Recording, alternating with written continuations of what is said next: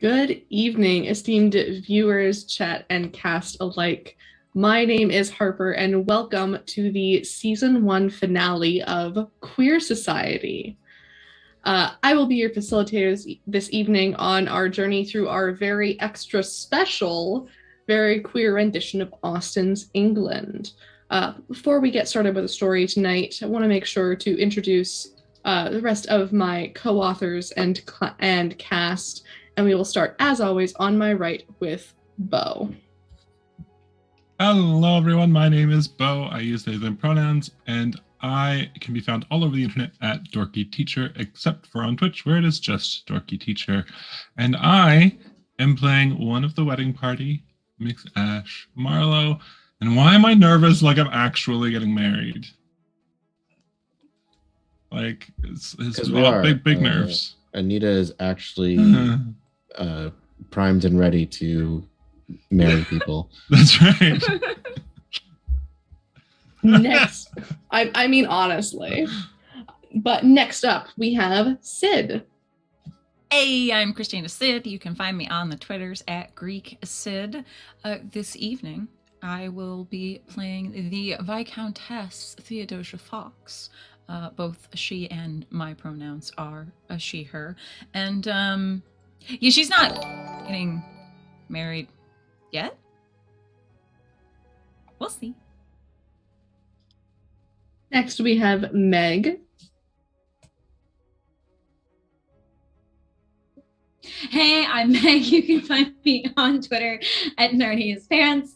I'm getting married and I am also jittery, but that might be the 2 shots of espresso I've been working on. So we'll find out which is which. Next up, we have Anne. Hi, I'm Anne, also known as XO_Girl on Twitter. And I am playing Lady Camille Desjardins, who is just out here to find herself some suitors and meet people and not get into any trouble at all. Both our pronouns are she, her. Next, we have Vivi. Hey, I'm Vivi of Vivacia. You can find me on Twitter as Mrs. Vivacia, Amores Vivacia, on Twitch as Vivacia, and all of our Discord as Vivacia. I lurk a lot. I am playing the Dowager Duchess Macy Dawson, Triple D. And today, well, we'll see, what kind of happy ending or not she gets, but she definitely is excited to finally marry off her sister. We worked hard on that. She thinks, right? She was already engaged before, but shh, shh, shh. Shh. It's like, little sister, quiet. I worked hard on this. And then returning as our special guest for our Season 1 finale is AJ. Hello, I'm AJ, also known as Hoosier Kid, and I am playing Mr. Augustus Thimblewood, who goes by he, they. I go by he, him. It's going to be a great time. Everyone's going to end up happy. No one's mad at each other right now. It's wonderful. We're all going to get kissed. I guarantee it. And my name is Harper. I am your facilitator this evening. My pronouns are she, they, and we are also joined behind the camera, as always, by our wonderful steward, who is the runner of this channel, and yeah, just really our rock, Anita. So to You can't see them, but they look so pretty too. They do. Everyone looks so pretty for the wedding. No, they're hiding. They're hiding. Sorry. I thought you were going to shimmy your shoulders, and no, you were hiding. But before we get started with the story tonight, let's catch up on the story so far. What has led to the dramatic conclusion of our Season 1? So, just to rewind a little bit, at the beginning of the season, we had quite an interesting cast of characters. we had the Miss Camille Desjardins, who was here with her twin sister and kicked off our season with a lovely birthday ball, at which quite a few cogs started turning. We were introduced to Mix Ash Marlowe and Miss Belle Andrews, who had, unbeknownst to their families, been secretly engaged for the past 3 years, though nothing was coming of it yet. We were also introduced to the Dowager Duchess Dawson, Miss Andrews' elder sister, who was determined to see Miss Andrews married off this season, as well as the Viscountess Theodosia Fox, a former flame, secretly, and acquaintance of the Dowager Duchess. Through many trials and tribulations throughout the season, including the breaking of a proposal, the interference of a former baron, a rather rakish former baron, the exchange of titles, a surprise proposal of marriage, and an even more surprising acceptance. We have found ourselves here for our finale on the eve of the Marlowe-Andrews wedding, the Dowager Duchess triumphant in seeing her sister engaged, but also having potentially lost the love of the Viscountess Fox, who is betrothed to Mr. Thimblewood, and Lady Camille, now a baroness, also needs to find out what on earth has happened with her original family fortune, which she lost access to. So that is where we are starting our chapter today.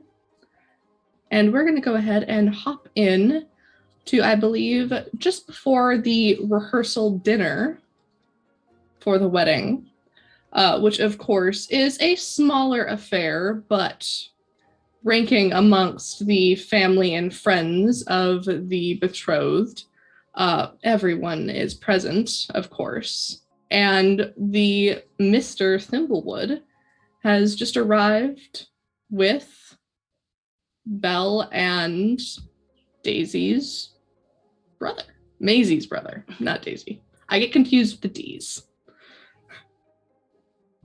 My God, can you imagine if her name was also Daisy? She'd be quadruple D. That's a little harsh. Doesn't sound as cool. It was a lot of work trying to get you over here, Rick.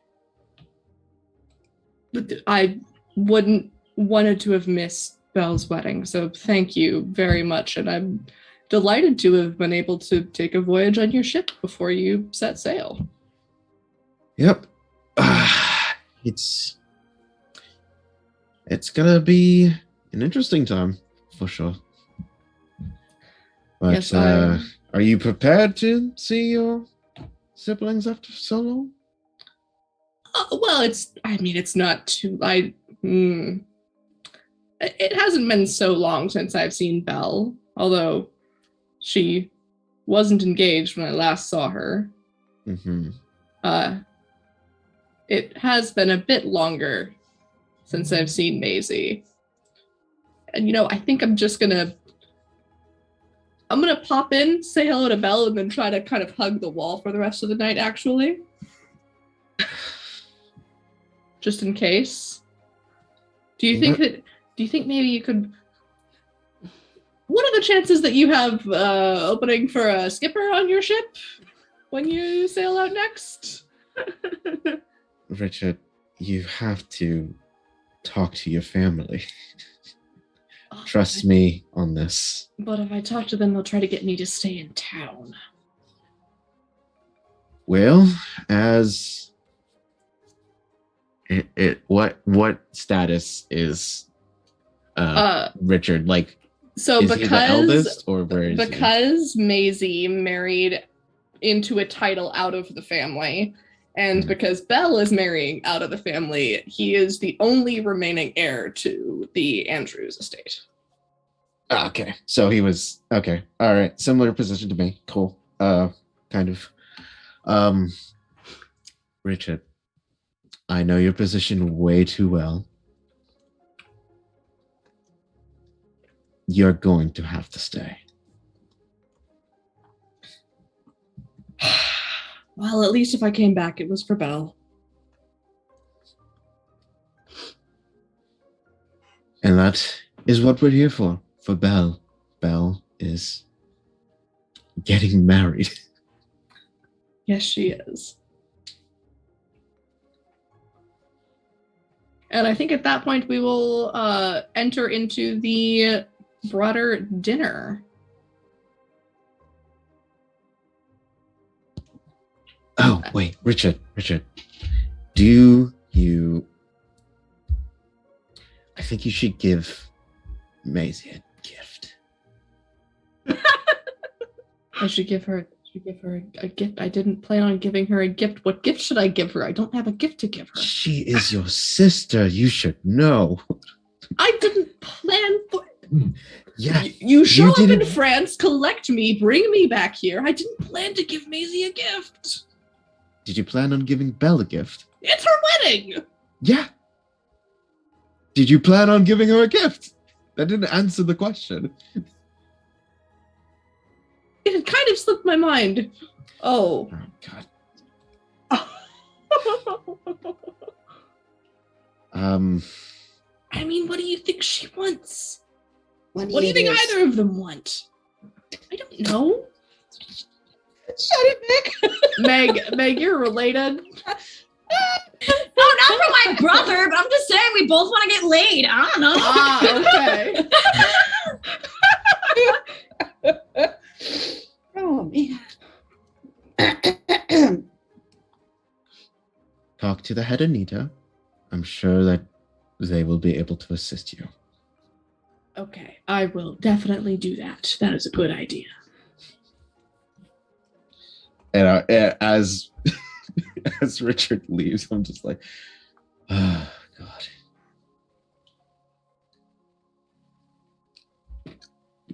And just fall right after. Just like, God. All right. So let's go ahead and pop into the banquet dinner for a second. And I'll actually leave it up to Vivi, who I'm absolutely certain that Maisie is the one who has orchestrated the dinner at the Andrews estate, to kind of describe what it is that's going on. How many people are here? How big is it? I'm thinking that it's the closest family in all the Anitas. And well, everybody who's like in the bridal and the groom party. So basically, for the ones who are actually necessary for the wedding. Everybody else is like, yeah, we're there, but the ones who are necessary. I don't know, did we invite the priest too? He probably wants a good meal. Your I mean, it would be local, proper, your right? local parish, yeah, I think probably. Yeah. Okay. And It's so just- we know that obviously Ash and Belle are here. I am wondering, how did the Lady Desjardins and the Viscountess Fox score invites? They're close to the groom. Okay. I mean, that's what the groom It said. wasn't That's part what the groom of get. it wasn't part of Triple D's plan, but Ash was like, but this needs This to is who's happen. coming. This is who's coming, because Morty was here too, with his new spouse. So If Morty gets to be here, Camille gets to be here. plus she probably is already thinking ahead because she knows Wally, since Wally served with her dad or under her dad. So you know what? She a matchmaker. So Fair enough. Did he serve So under, also I under probably- your dad? yeah, under I'm in totally. a mood Bo is tonight. on They're fire in the tonight. I'm in a Navy. mood On tonight. I don't know what. Fire. They're in the Navy. Yes, absolutely. Served under him. Bo's just trying to get to the honeymoon. I remind you that this is the rehearsal dinner, not the stag night. Just keep that in mind going forward. Also, by the way, Augustus would have went to the Viscountess to meet up with her, and then went to the party together. Gotcha. The dinner Okay. together. So we're arriving at the dinner. Of course, Triple D and Belle are there. Bo, does Ash arrive early, I'm presuming? Oh yeah, Ash is arriving early and is fretting over every little thing. And just arranging flowers and telling people to move things to one location of the room and saying, no, it has to go back to the other one. And it's at least an hour early for sure.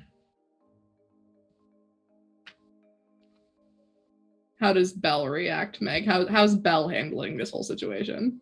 I am sitting on the sofa and just staying put.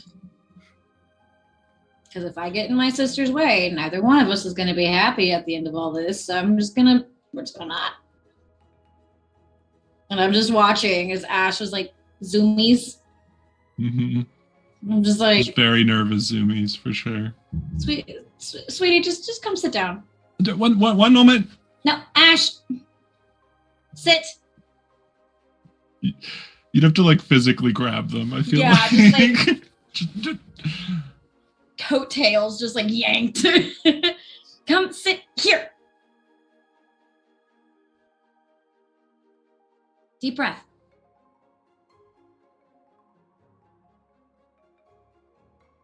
Take another one.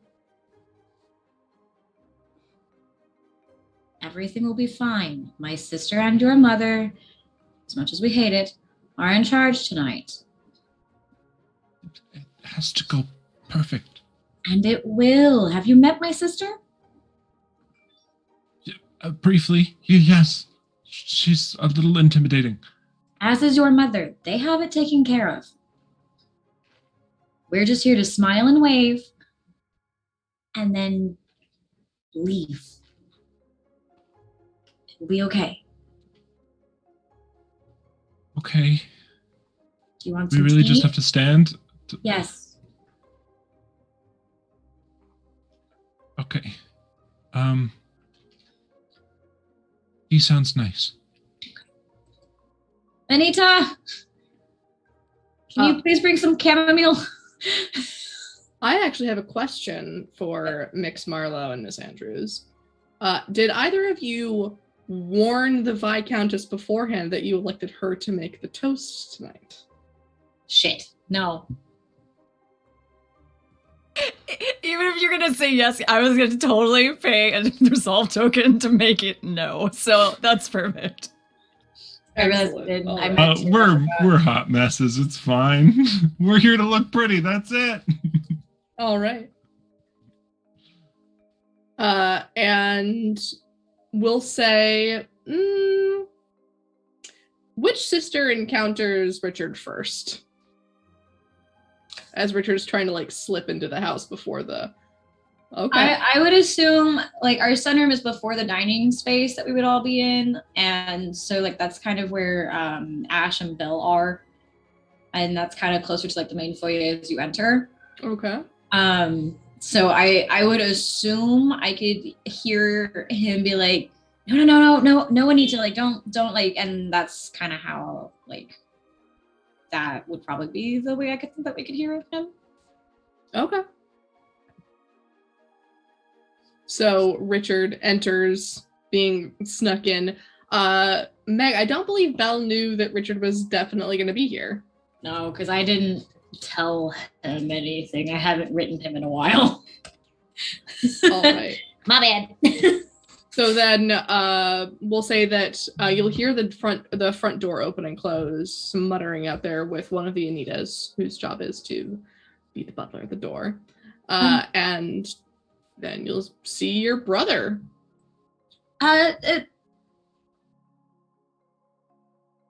What? Why are you here? What? Was I not supposed to be? It's your wedding.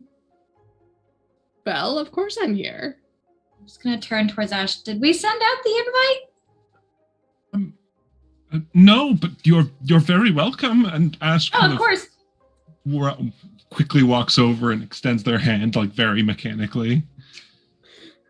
And Richard will shake it and say, "Hello, good to see you. You are, we've met once before. Marlowe. Ash Marlowe, yes. Yes, good to Marrying meet your you. sister. Yes, good to meet you. You seem fine. I'm sure. Good. Great. I mean, you seem great. I'm sure that I'm sure it will go well. Richard, how did you find out?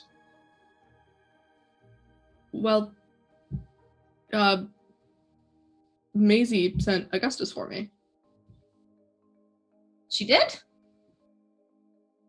Yes. Oh, no.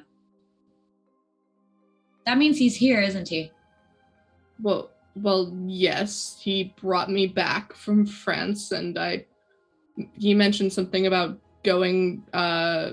He arriving later with the Viscountess. I understand that there's some sort of. They're friends. I know that the two of them and Maisie were thick as thieves at one point. So I would you have told him that you were engaged?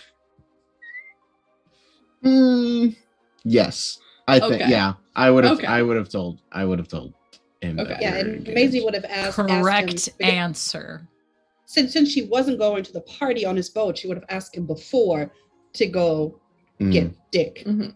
Before she knew. This what was he before did. this was before all Before- that shit went down. So in that case, going to fetch their fiance beforehand. Yes. See. Is everything okay? Is there something I should?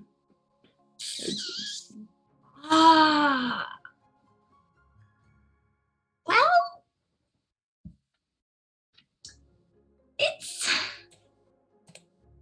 complicated. Okay. Perhaps you should spend some time with your sister and not Mr. Thimblewood tonight. I suppose I could. Why would I need to? I am confused. Is Maisie not still friends with Augustus and Thea? Or no?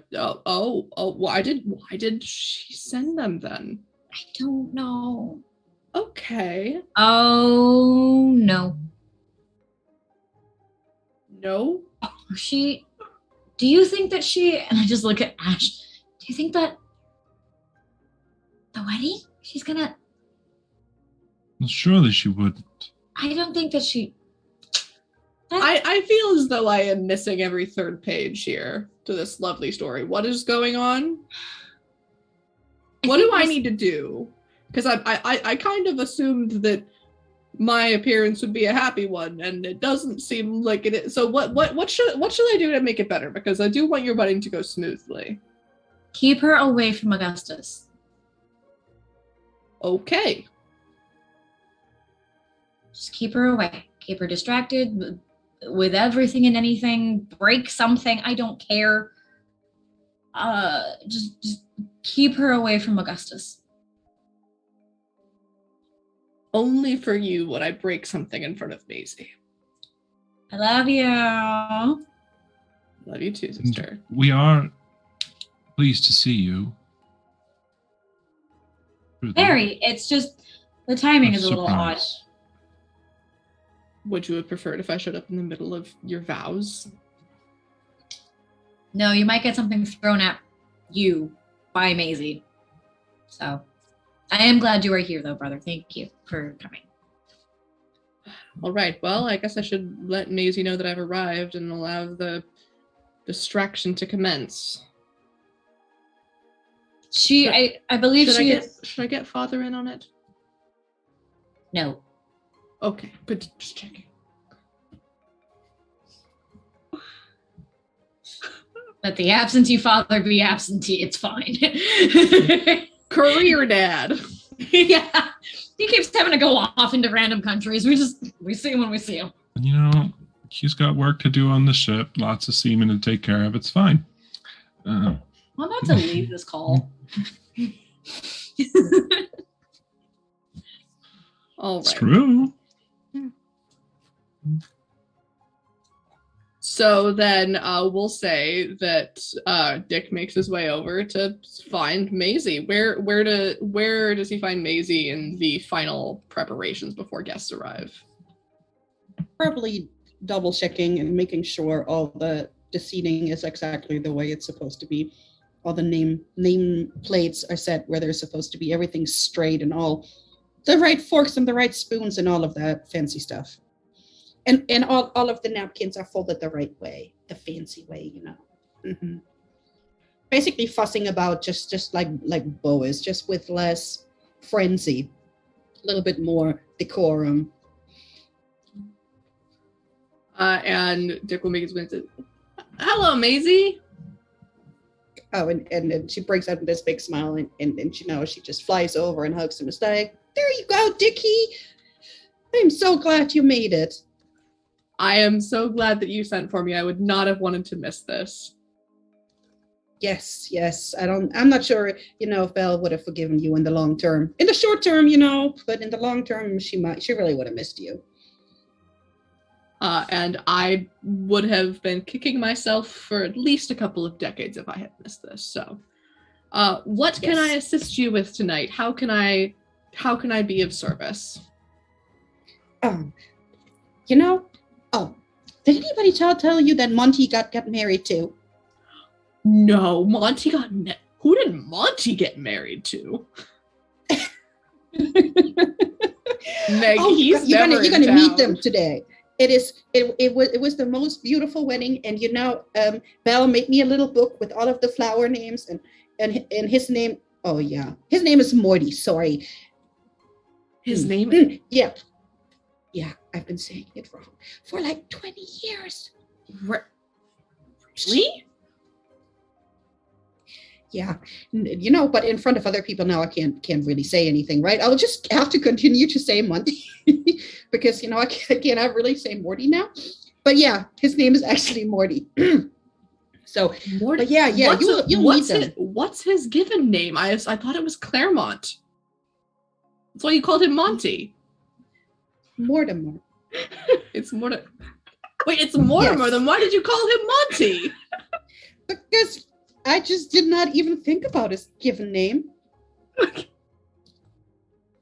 I mean, it was never really all that important to me, to be honest. He's a very sweet man, but however, sidetrack. If you could, just try and keep Mix Marlowe kind of calm, because they're kind of shaky and freaking a little. Fanning intensifies. Certainly, I can do that. Certainly the best thing to do to keep Mix Marlowe calm would to let them just spend the evening with Belle, and perhaps you and I give them their distance so as not to make them nervous, and then you and I can spend some time tonight catching up.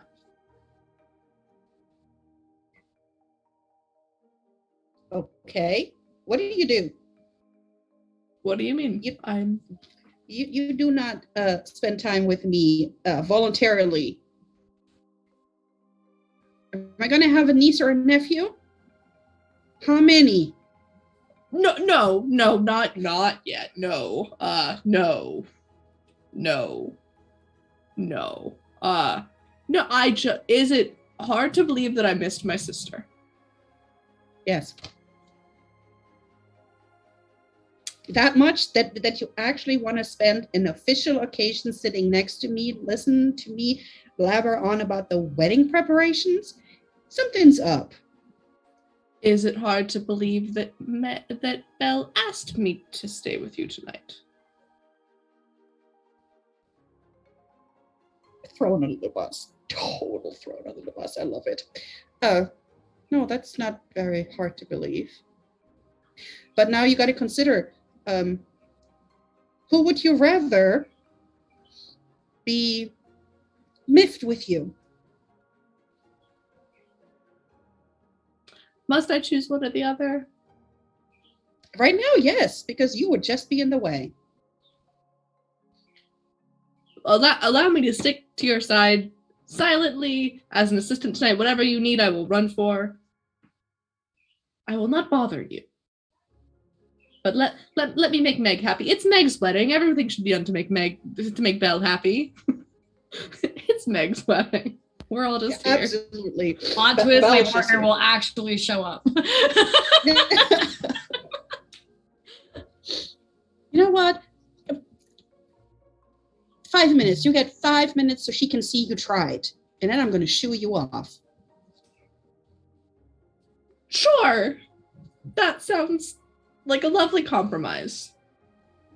There you go. That way you ain't getting in trouble too bad. And I'm not going to tell her that you told me. No, please don't.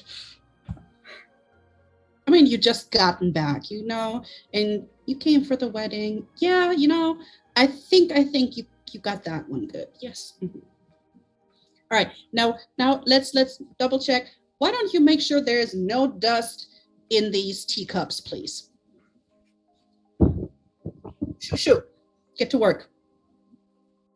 And as Dick goes about and starts following Maisie's orders, I think we'll go ahead and fast forward a little bit to the beginning of the rehearsal dinner. Who arrives first, Camille or Augustus and Theo?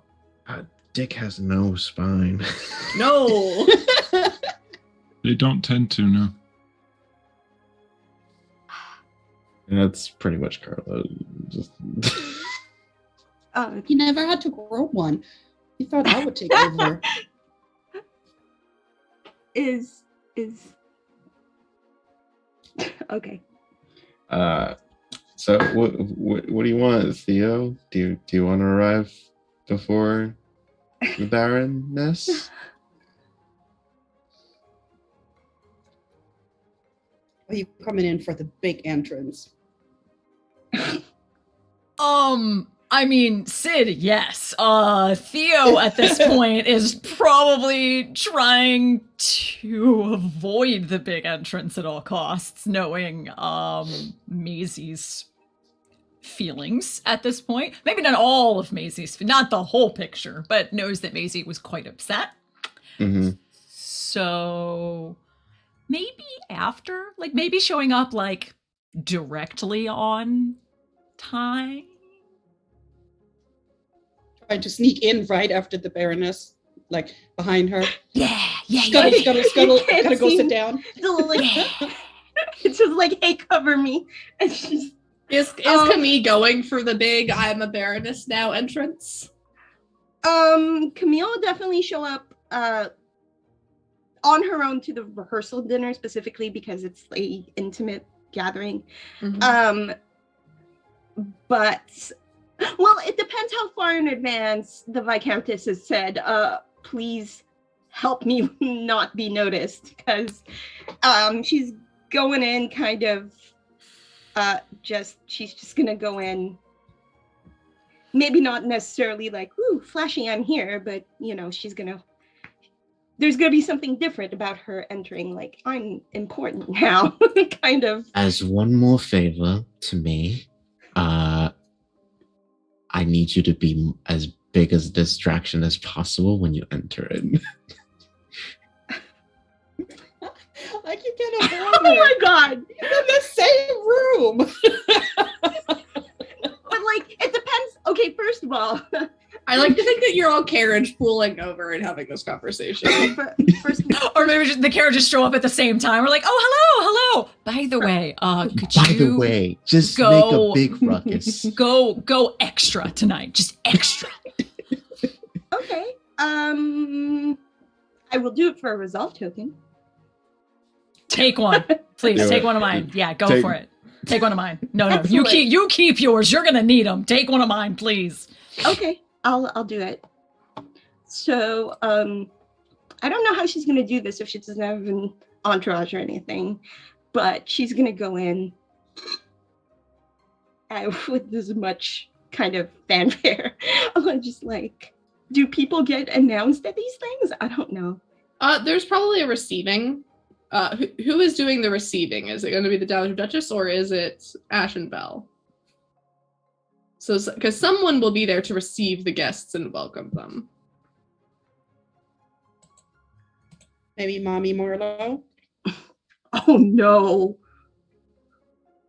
You think maybe the Dowager Duchess and Mrs. Marlowe? As the hosts, right? No Yeah. take backsies. Great, you guys. Okay. Damn. So they're in the entrance. Okay. So Camille will just, she'll walk in, a little straighter and a little more confident, and just head to the receiving line and greet the Dowager Duchess and Mrs. Marlowe, and she'll go, "Oh, hello, Mrs. Marlowe. It's such a pleasure to be invited to this affair. Thank you so much for inviting me." Oh, well, yes, you and my Ash are so close as of late. It just felt right to have you here tonight. Thank you so much for attending, my lady. Of course, and I would hope that your event, your party goes as smoothly as possible without any sort of drama. I would love nothing more than to celebrate with you and your family. How is everyone? Where are the rest of the children? Are they here?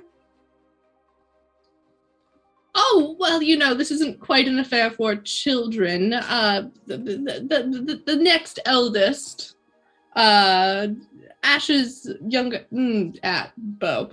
Ash's next oldest is the younger sister. Yes, that would be Willow Marlowe. Willow, and Willow's like 19. 19. Oh. Okay, yeah. Okay. Okay, perfect. My Willow is here as well, but with an evening affair such as this, the rest of the children have stayed home. Oh, of course, this is not an appropriate event for the children. It's been a while since I've seen everyone. They're all still children to me in my mind. Of course, and I am forgetting how to address people. Your Grace, how well acquainted are you with the Lady Desjardins? Oh, we know each other. And then she kind of like hooks her in and says, "Let me walk you to your seat. I want to talk to you about Ensign Hornsby." Oh, if you'll excuse me, Mrs. Marlowe, and I will follow the Dowager Duchess. Your Grace, to what do I owe the pleasure of this conversation? Didn't you know that Ensign Hornsby, has been serving under my father? He's been doing quite well. Absolutely. I've heard tale of this, and quite a few military stories. We've been spending time getting to know each other. That is great. His bravery, my father has spoken of his honor and his bravery. So most of his stories will probably be true. He's on the fast track. Oh, the fast track. You don't say. Oh yes. I think, this one is a good choice, and he's a good person too, as far as I can tell. And she just like kind of walks her over, turning her back to the door. I'm flattered that you would concern yourself with my romantic affairs, Your Grace. I mean, you're a friend of the Marlowe family. Your party was just amazing, and you know what? Ensign Hornsby just also deserves a good match. An actual match, not just You know what I mean. Then may I ask you a question? Just out of pure curiosity, what are your thoughts? Absolutely. What are your thoughts about marrying for love? I mean, I would have said safety over love, but you're already safe. Go for it. Nobody can take your safety away from you anymore. This is true. I hadn't thought of it that way. Your wisdom is quite valuable. Hard earned. Hard earned. I may be looking for someone to confide in and seek advice, considering all things considered. And she'll clear her throat and she'll say, we shall speak more soon, after dinner perhaps. And she'll sit at her seat. And thank you again. No problem. And I've absolutely, if you have any questions about the military life, my father has been, I could tell you stories. That's lovely, Your Grace. Thank you. I'm going to hop in here and say that as the Dowager Duchess is escorting Lady Desjardins to her seat is when the Viscountess and Mr. Thimblewood arrive. Yeah. And Mrs. Marlowe will say, "Oh, Viscountess, Mr. Thimblewood, welcome! Welcome, we're so glad you could make it. Especially you, Mr. Thimblewood. Thank you so much for going to fetch Mr. Andrews. I know that Maisie really appreciated it. Sorry. Whoa, that's out of character for her. I know that the Dowager Duchess truly appreciate it. You know how important it was for her to have, her brother here for her sister's big day." Of course. I would absolutely do whatever to make sure that the Andrews are very happy, especially on this day. A devoted friend of the family there never was. And Viscountess, thank you so much for attending. And thank you so much. You know that my Ash is not one for public speaking, so thank you so much for stepping in. It's so kind of you. Excuse me? For the toast this evening. The toast. The toast. Yes, the toast. My Ash and Miss Andrews, they both look up to you so much, and they see you as such a close friend. And no, they could think of no one better than you to discuss it. But of course, they must have told you all this already. I'm just rambling on. Thank you so much for. And I know that the Dowager Duchess would have loved to have greeted the two of you herself, but she's just seen the Lady Desjardins. We know how incredibly busy both of you are. We appreciate it so much. We can seat ourselves. I'm sure that there are placards and the like. So thank you ever so much. We'll be over here for the festivities to begin. Oh, gracious as ever, Viscountess. Thank you. Mix and Mr. Bond, welcome. And then Oh my God, let's go. Right. I'm making a speech. You're making a speech? How am I making a speech? They did.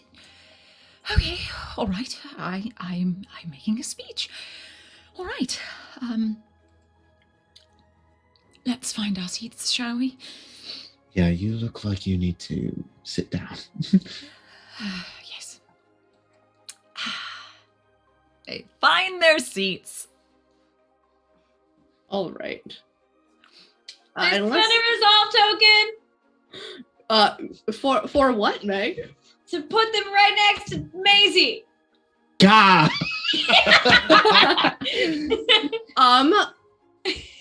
I'm gonna go ahead and leave that one up to discussion because it would have been Maisie and Mrs. Marlowe who made the seating arrangements. Unless somebody changed that. But you do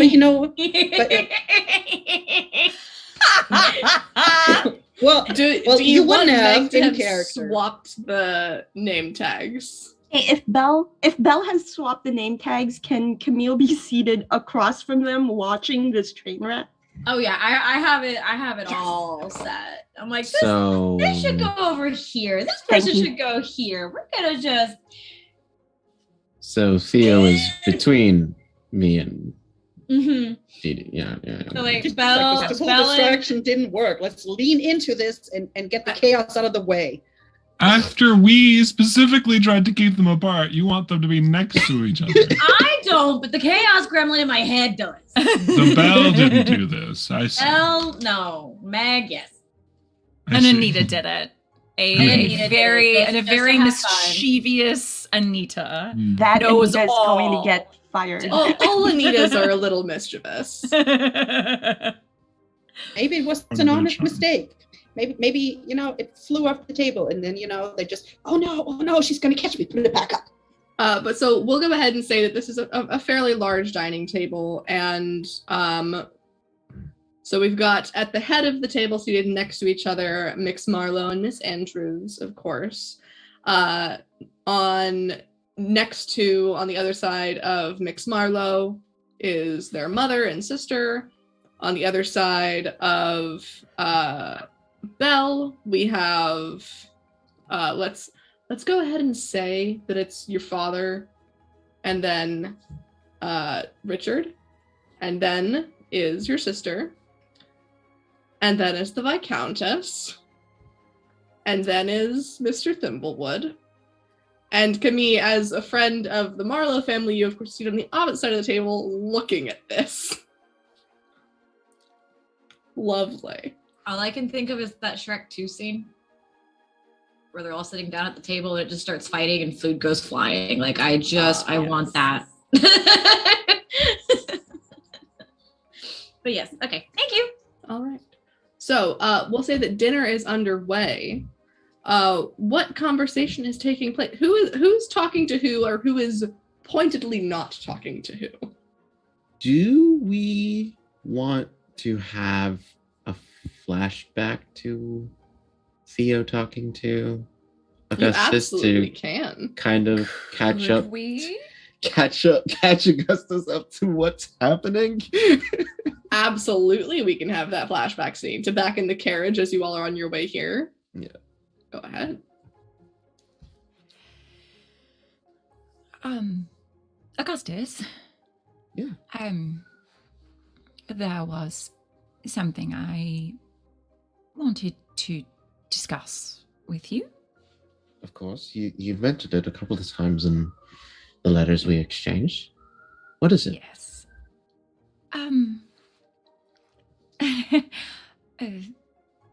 Humorously enough, it was something that Belle and Ash had suggested to me. They had the notion that, given that we will be traveling around the world with all sorts of different people and customs,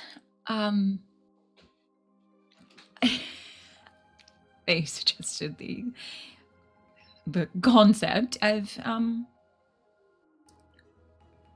perhaps those that may love more than one person at a time.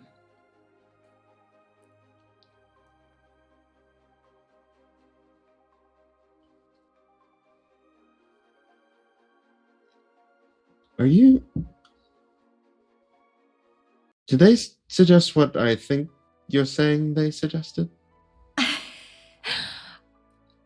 I mean, it was just a thought.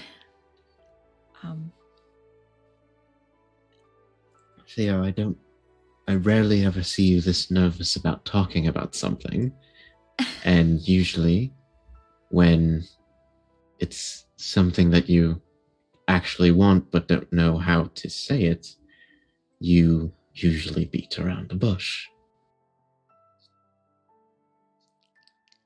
You do know me quite well.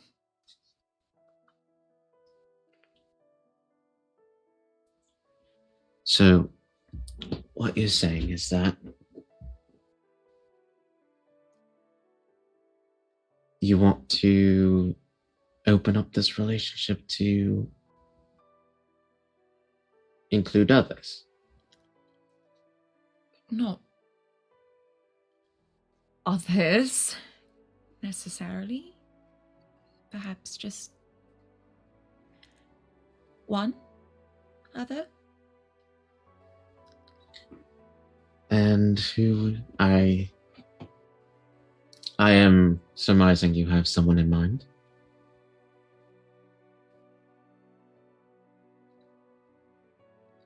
Yes.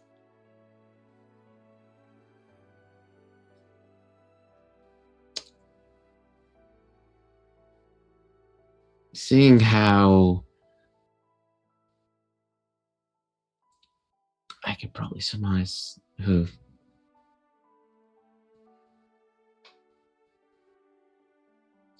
And Augustus will fully turn towards you and grab your hands. It's like, do you truly want this?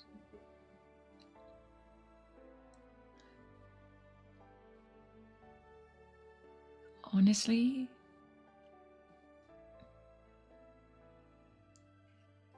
I think in my heart it's what I wanted the whole time. I don't know that I had the words or the concept to ask for it.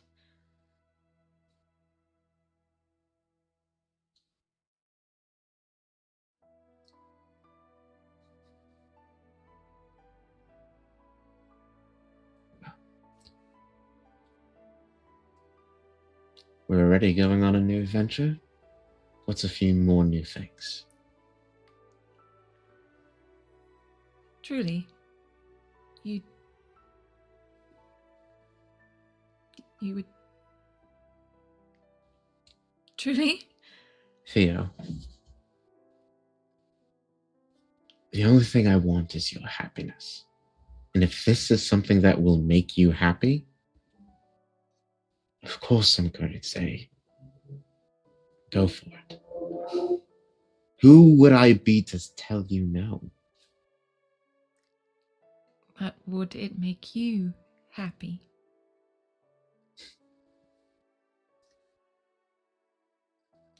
Me and Maisie have been friends for a long time.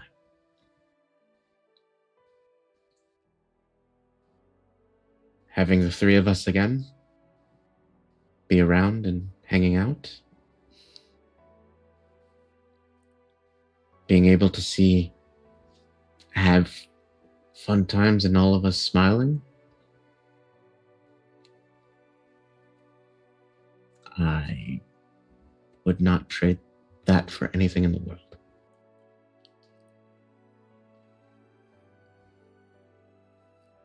She smiles the biggest smile and just wraps her arms around him.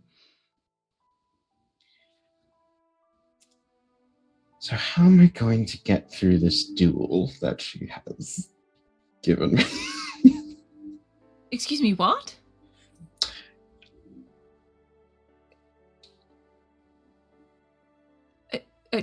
A duel? Yeah. And I think that's better. Or the two decide probably best that we avoid her on the way in until we figure out what's going on. Till we figure out. All right. Smash cut to the present, where you are seated right next to Maisie at this dinner. I'm doing the hard, just like trying not to look over to Maisie, just like. I mean, that is also the direction that Theo is in, though. Yeah, it's very hard because I'm like, of course, just of course. I think that the fates have a very robust sense of humor, it would seem.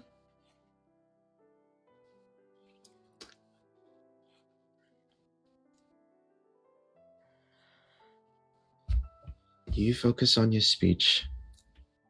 I will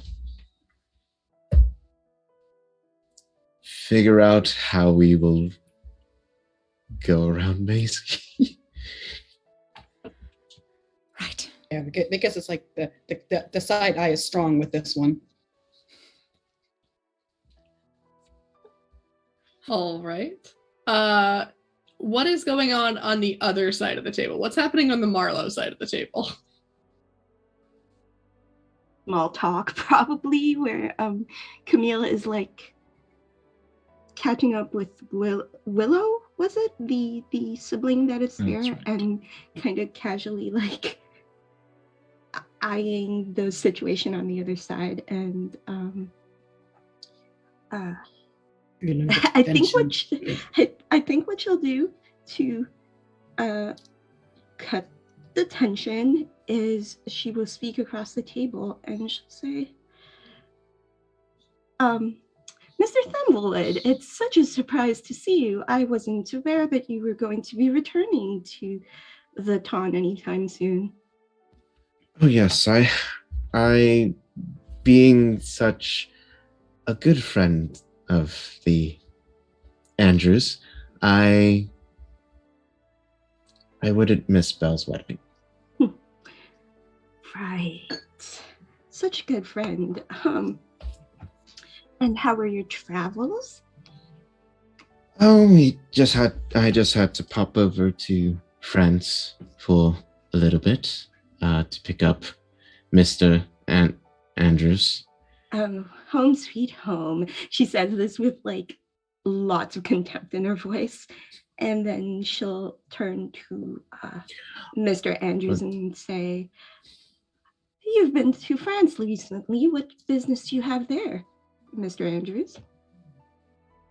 Oh, a bit of this, a bit of that, mostly travel for pleasure.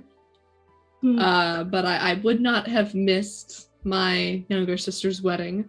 And I don't believe we've been acquainted. And you are? Baroness Camille Desjardins. Recently acquired title. I'm relatively new to the Ton, so I don't think our paths would have crossed, but it's a pleasure to meet you.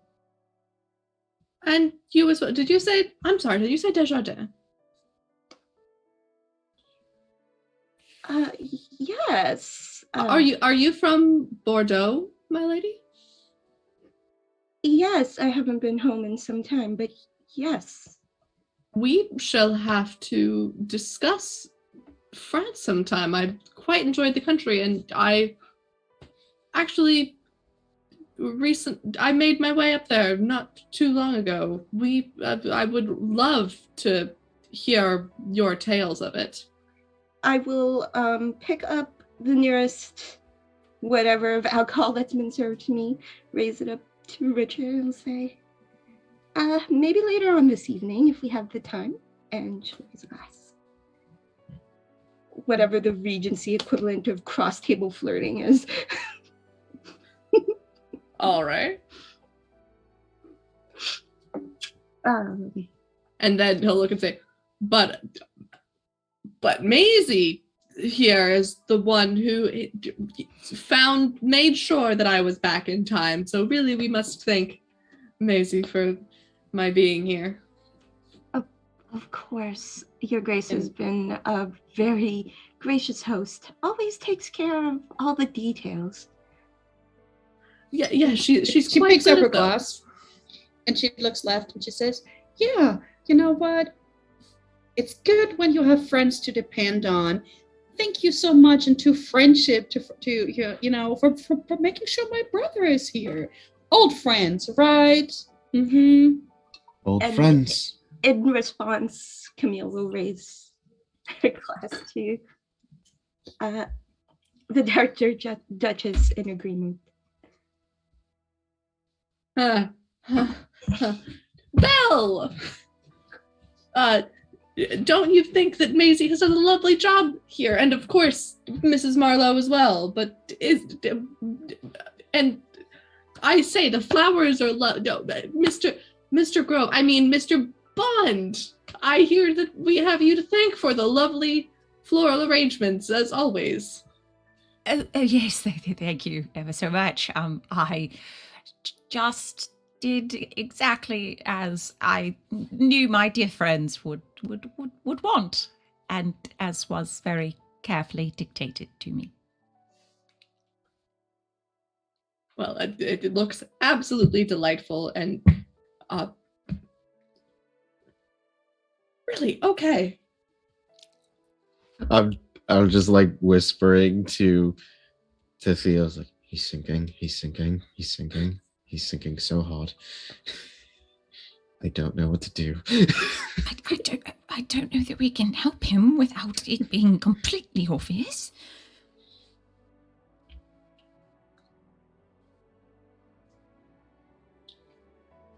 But Mix Marlowe. Yes. Thank goodness. Yes. Yes. Hello.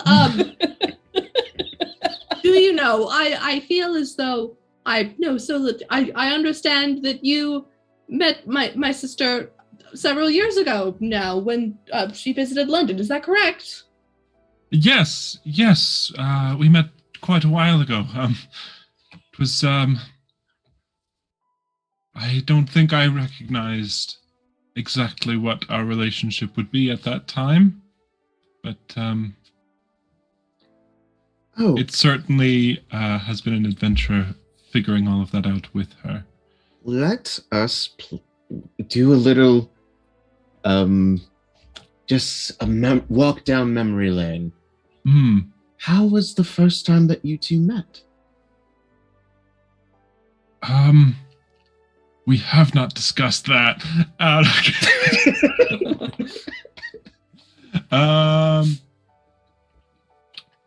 Where would we have met? Probably at. What are you giving me that for? You can help me here. You were there too. So you better make this good look. Yeah, you, Meg.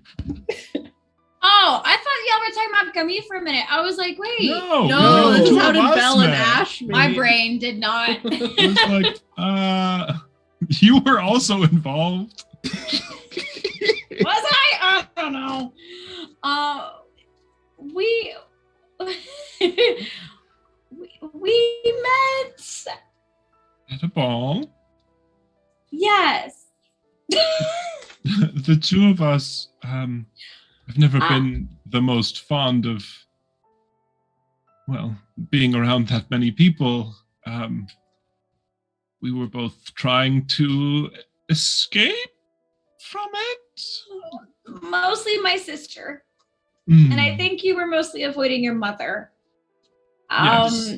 You know how I often used Mortimer as my dance partner at the time. I was hoping to avoid my sister and evidently picked a very obvious mask, so that wasn't working. This was a themed one for does Halloween exist in the Regency era? You could have just been to a masquerade ball. That works. Those happen. True. Yeah. It was a masquerade ball held by some rank or another. It was a long time ago. I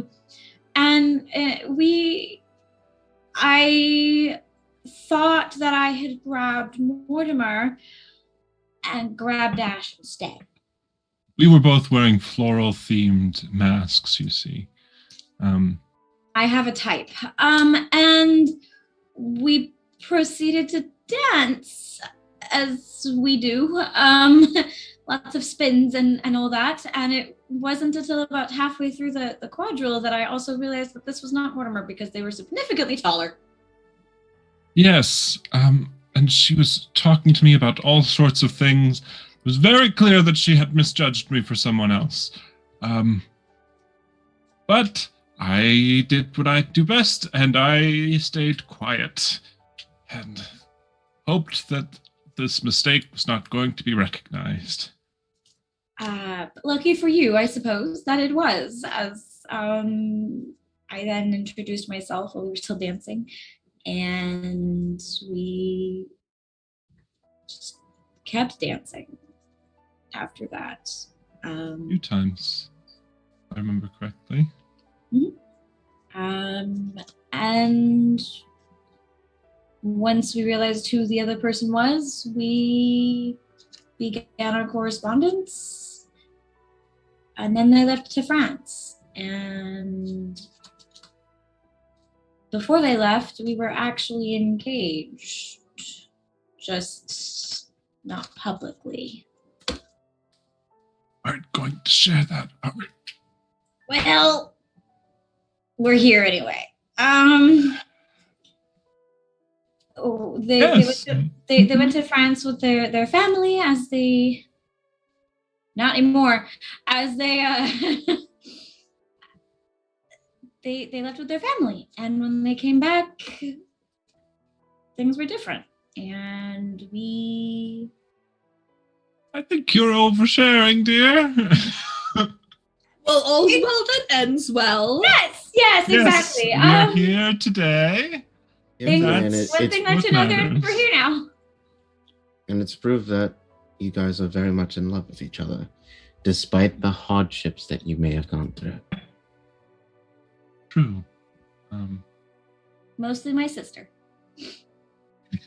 Nita, some brandy, please. Do you know, I think it may be time for a toast. A toast to you two, wouldn't that be lovely?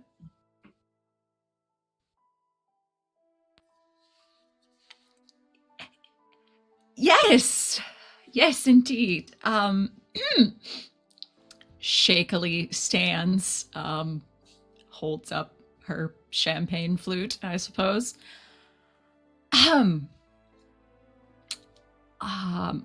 I would like to make a toast.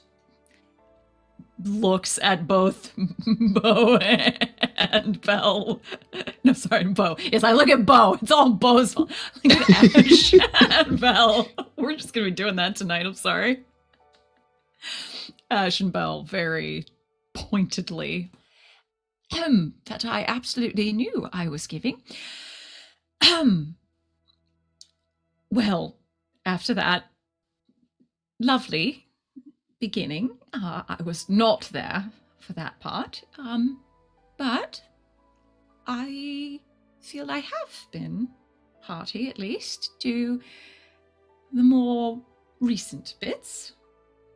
And, if I may say, they were no less beautiful. From almost the moment that I saw the two of them together, I could tell that they shared a deep and hearty affection for one another. But beyond that, also an abiding respect. And although sometimes begrudging, a deep admiration as well. I think we could all be lucky enough to one day share a love like theirs. So, a toast to our dear Belle and Ash. Hear, hear. Yeah, yeah.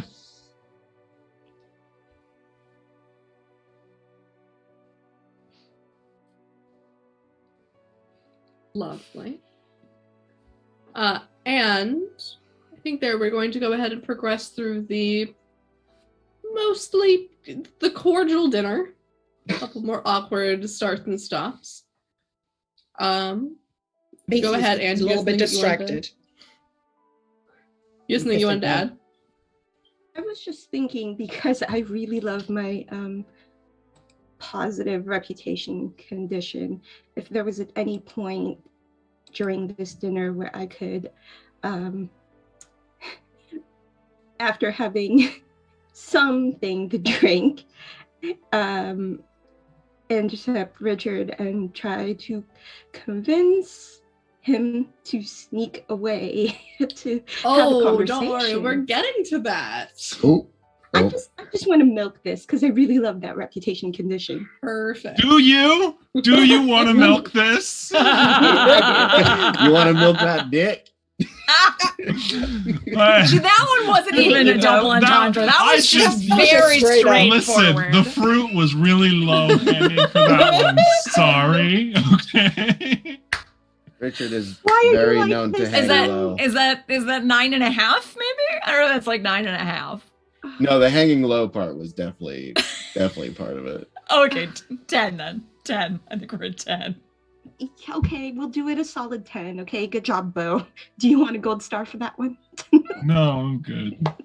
Okay. I have to live with this. So we will move to the drawing room after dinner, where there's casual conversation mingling taking place. And actually, Richard is going to approach Camille. Oh, hello, Mr. Andrews. Lady Desjardins, it is wonderful to finally make your acquaintance. Oh, I wondered if we might take a turn around the lovely gardens of this estate together. You know, I grew up here, and it really is. But I don't know how much time you've been able to spend here. I'm sorry, I'm just having mild flashbacks. I need Okay. Yeah, what happened last time in the gardens? Ooh. I actually have had a couple of opportunities to visit. This garden is quite beautiful. Well, then perhaps you can show me what is new since I last was in town. Oh, well, I don't know when you were last here, but we shall take a tour, have a little walk. And around. he'll offer you his arm and escort and you she'll out to the take it. gardens. She will do something she didn't do last time. She'll take a look around and see if there's anyone following. I wink. Is there anyone following? You're gonna leave your own rehearsal dinner to go follow Camille? No nosy twin sister. Not like leave, but I'm in the doorway. What? Clocking her walkout. I want to be able to be like, just like a little nudge to Theo. It's like, I'm not. Yeah, like at this point, that's what I'm doing with Ash too, because I'm hot. So I'm by the doorway by the gardens and I'm just fanning and I'm watching. Just kind of like so I wanted to see if I could spend a tag to do that and give it to my brother. Oh. Okay. I'm not sure how to use the reputation titles per se. Well, what is what reputation tag do you think best fits with this? I'm gonna say reckless. Okay. So I will say, if you're using reckless, it's going to be noted by the people who are assembled here that you are kind of not paying attention to your own party. Yeah, that has been thrown for you. I'm definitely just like, and I've tuned out because at this point I'm bored. Like, can I also, I mean, if this is what we're doing, can I suggest that this is impulsive and spend my tag as well? Just like, I'm gonna stroll out to the garden with Mr. Andrews. Because Camille didn't learn her lesson the first time. Hey, look, I'm very fond of gardens. She got a barony out of it the first time. What are you talking about? It's Morty's fault. The garden is an aphrodisiac. I mean, it didn't get me laid. It was not my intention when I originally organized it, but I will take credit for it. That's fine. All right. So perfect. So not only is Belle noted to not really be paying attention to her own party, but Camille is noted leaving. by a couple of different people. We've already identified who they are. Be reckless. Down for the count and they're drowning and they're reckless. Okay, hold on, Disney. Okay. Lady Desjardins, I must admit I have been somewhat eager to make your acquaintance. Oh, is that so? Why is that, Mr. Andrews? Well, while I was in France, I thought I would look up a few of my old friends from my school days, one of whom, it just so happens, is betrothed to your sister, as it turns out. Oh, Lord Dupont. That's lovely. I had no idea. Yes, the two of us got to know each other well in university. And when I decided, rather on a whim, to cross the channel and go to France, I thought I would look in on him. And he is doing quite well. And I was able to meet your sister. I suppose I should have known when I saw you earlier tonight, the two of you were... I was told that you were sisters, but not I was struck by how similar the two of you look. Obviously, you two are twins. Yeah. We get that all the time, of course. I'm due back to Bordeaux in a few weeks for Lord Dupont and my sister's wedding, actually. So I'm looking forward to that. Yes, they did mention that was upcoming, and I am sad to say that I had to give my regrets, as once Mr. Thimblewood arrived, it was made clear to me that I would be returning to England for the foreseeable future. I suppose you can't avoid family forever. No, not forever. But I was hoping to run into you before you left town. I'm delighted to hear that you're a friend of Mix Marlowe.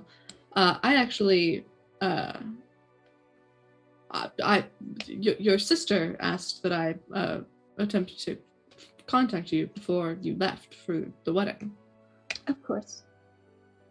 She actually gave me a bit of information for you that she wanted you to have. I don't know the details, but it's something involving you and Mix Marlowe, I believe. And he will take out of his coat, the inside of his coat, an envelope that's been sealed with your family crest and hand it to you. And you recognize your sister's handwriting. Do you ever get the feeling that you're about to receive bad news and you just don't want to open a missive? Yes, I frequently feel that way whenever something arrives bearing my father's seal. Mm. Or really my sister's as well these days. If this is about what I think this is about, this is going to be unpleasant. Give me just one moment, and Camille will actually open it in front of Richard and just scan the documents. Is it a letter or is it it's a letter. Official thing? It is a letter that your sister has sent you. And in it, she details that she hopes you are well. She has been looking into things since she has been home. And she has discovered what has become of your finances from the Desjardins family. And as it turns out, there was some dispute that has since been resolved from many years ago about where exactly the inheritance should go, which is, of course, what you have been living off of a trust fund from this inheritance. Yes. But the legal dispute has finally been settled, and it was complicated because it involves both England and France, and they are not playing well together at this moment. But as it so turns out, Mix Marlowe is your third cousin. And as far back as your great-great-grandparents, the estate was entailed. And due to a clerical mix-up, your family received funds when in fact it should have been channeled down the line to the Marlowes. But she does express to you that on the whole, things don't seem to be too bad. You are, of course, a baroness with your own fortune, yours by right.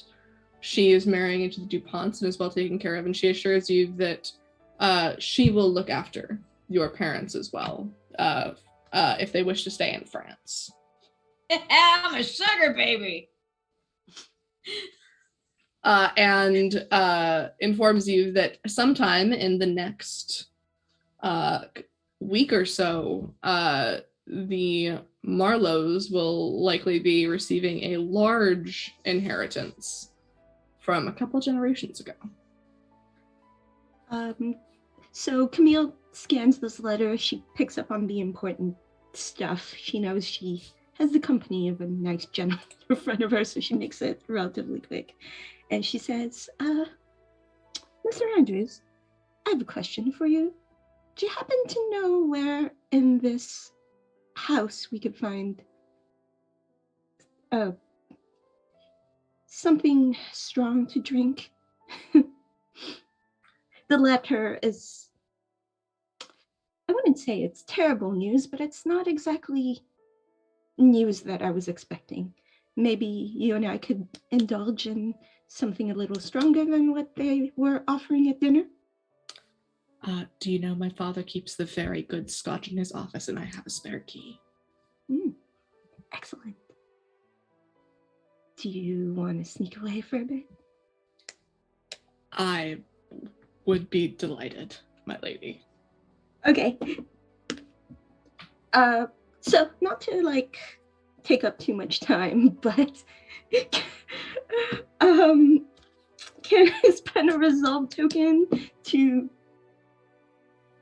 have something happen there that ends with a kiss? In the office? Absolutely. Yes. I will give Richard, I will gladly give Richard that resolve token. You can keep that resolve token. You do not need to spend it. Okay. What's up, Meg? Can I spend one to have seen it? Off in the distance. It just looks like I'm looking at the moon, but just them sneaking back in. Yeah, and I'll just smack Ash. To get their attention, I'm look over there. Are you okay with that, Anne? fine. Keep your resolve tokens. I think this is hilarious. I'm not gonna say nothing, but it's so you can just spend one then, Okay. Meg, to have Belle see that happen. all right. Okay, which part did she see? I want to say it Them was going off and into- on parts of it. So So the conversation, the exchanging of a letter. yeah. So I'm in and out going, what? Oh yes, Mhm. or Can watching.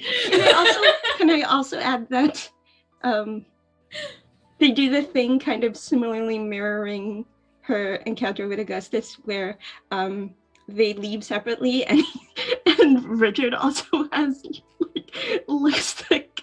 100% Richard has lipstick and has informed you of the exact directions of how to get to his father's study and says to meet him there in 10 minutes.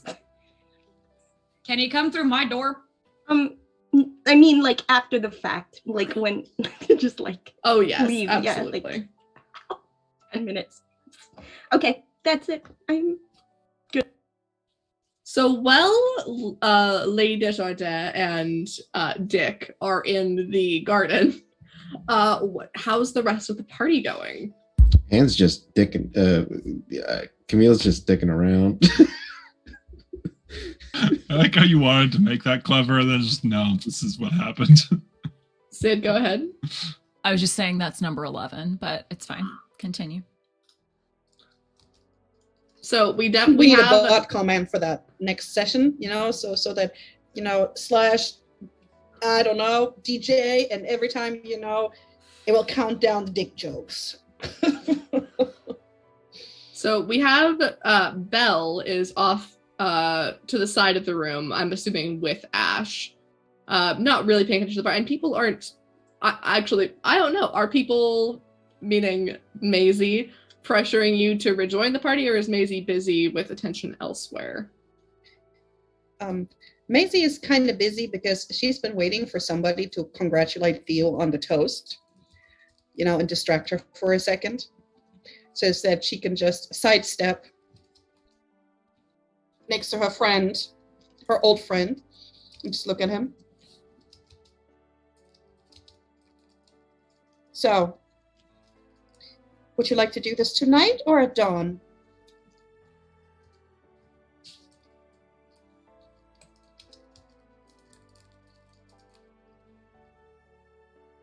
Yeah.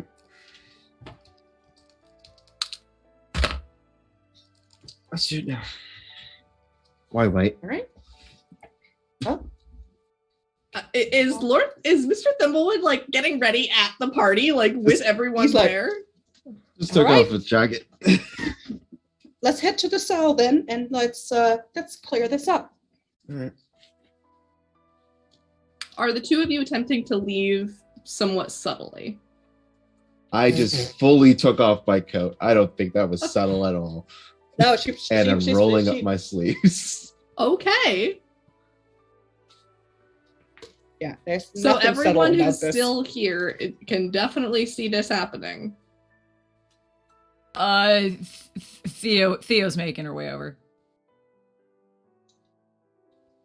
Go for it. Ash is gonna go as well. What exactly is happening over here? Are we enjoying the party?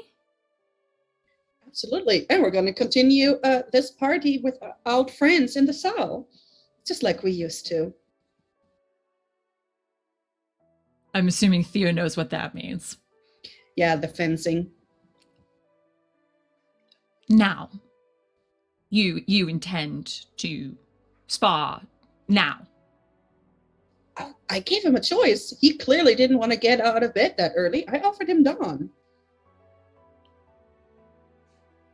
He decided to do it now so that, wasn't my choice. Macy? Augustus? Is this really necessary right now? I mean, he already took off his jacket. Have you ever known him to step back after he took off his jacket? Yes, let's make this a thing. Totally a thing. It's all right.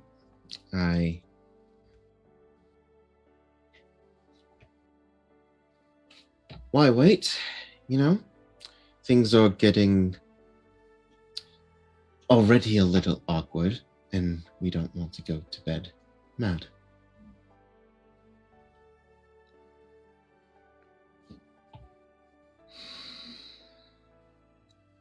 Well, it's unavoidable. Let's go ahead and just do that. You How don't have to be there. It is If you don't quite look like this- unavoidable. It's quite avoidable. You just don't do it. Right? That's not how that works. Not how that works. Once you demand satisfaction, you don't pull that back. Now you're busy looking at Camille. Is this a Meg interlude or a Belle interlude? Both. How loud is this? Are you having this discussion in hushed tones? Yeah. Or I is feel this like Theo is trying Theo to. is, but we're just talking like in normal we're just voices. talking Nobody's normal. yelling.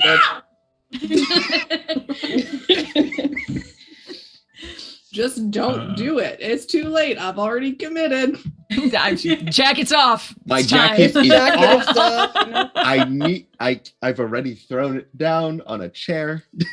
Also, Right. it's just a timeline thing in my head because I as Belle, I'm trying to figure out am I going I think you To are both, in fact or watching. is You're it watching a like tennis this match happened? outside. You are watching Camille with your brother, and inside you're watching your sister and Augustus, and you're just like,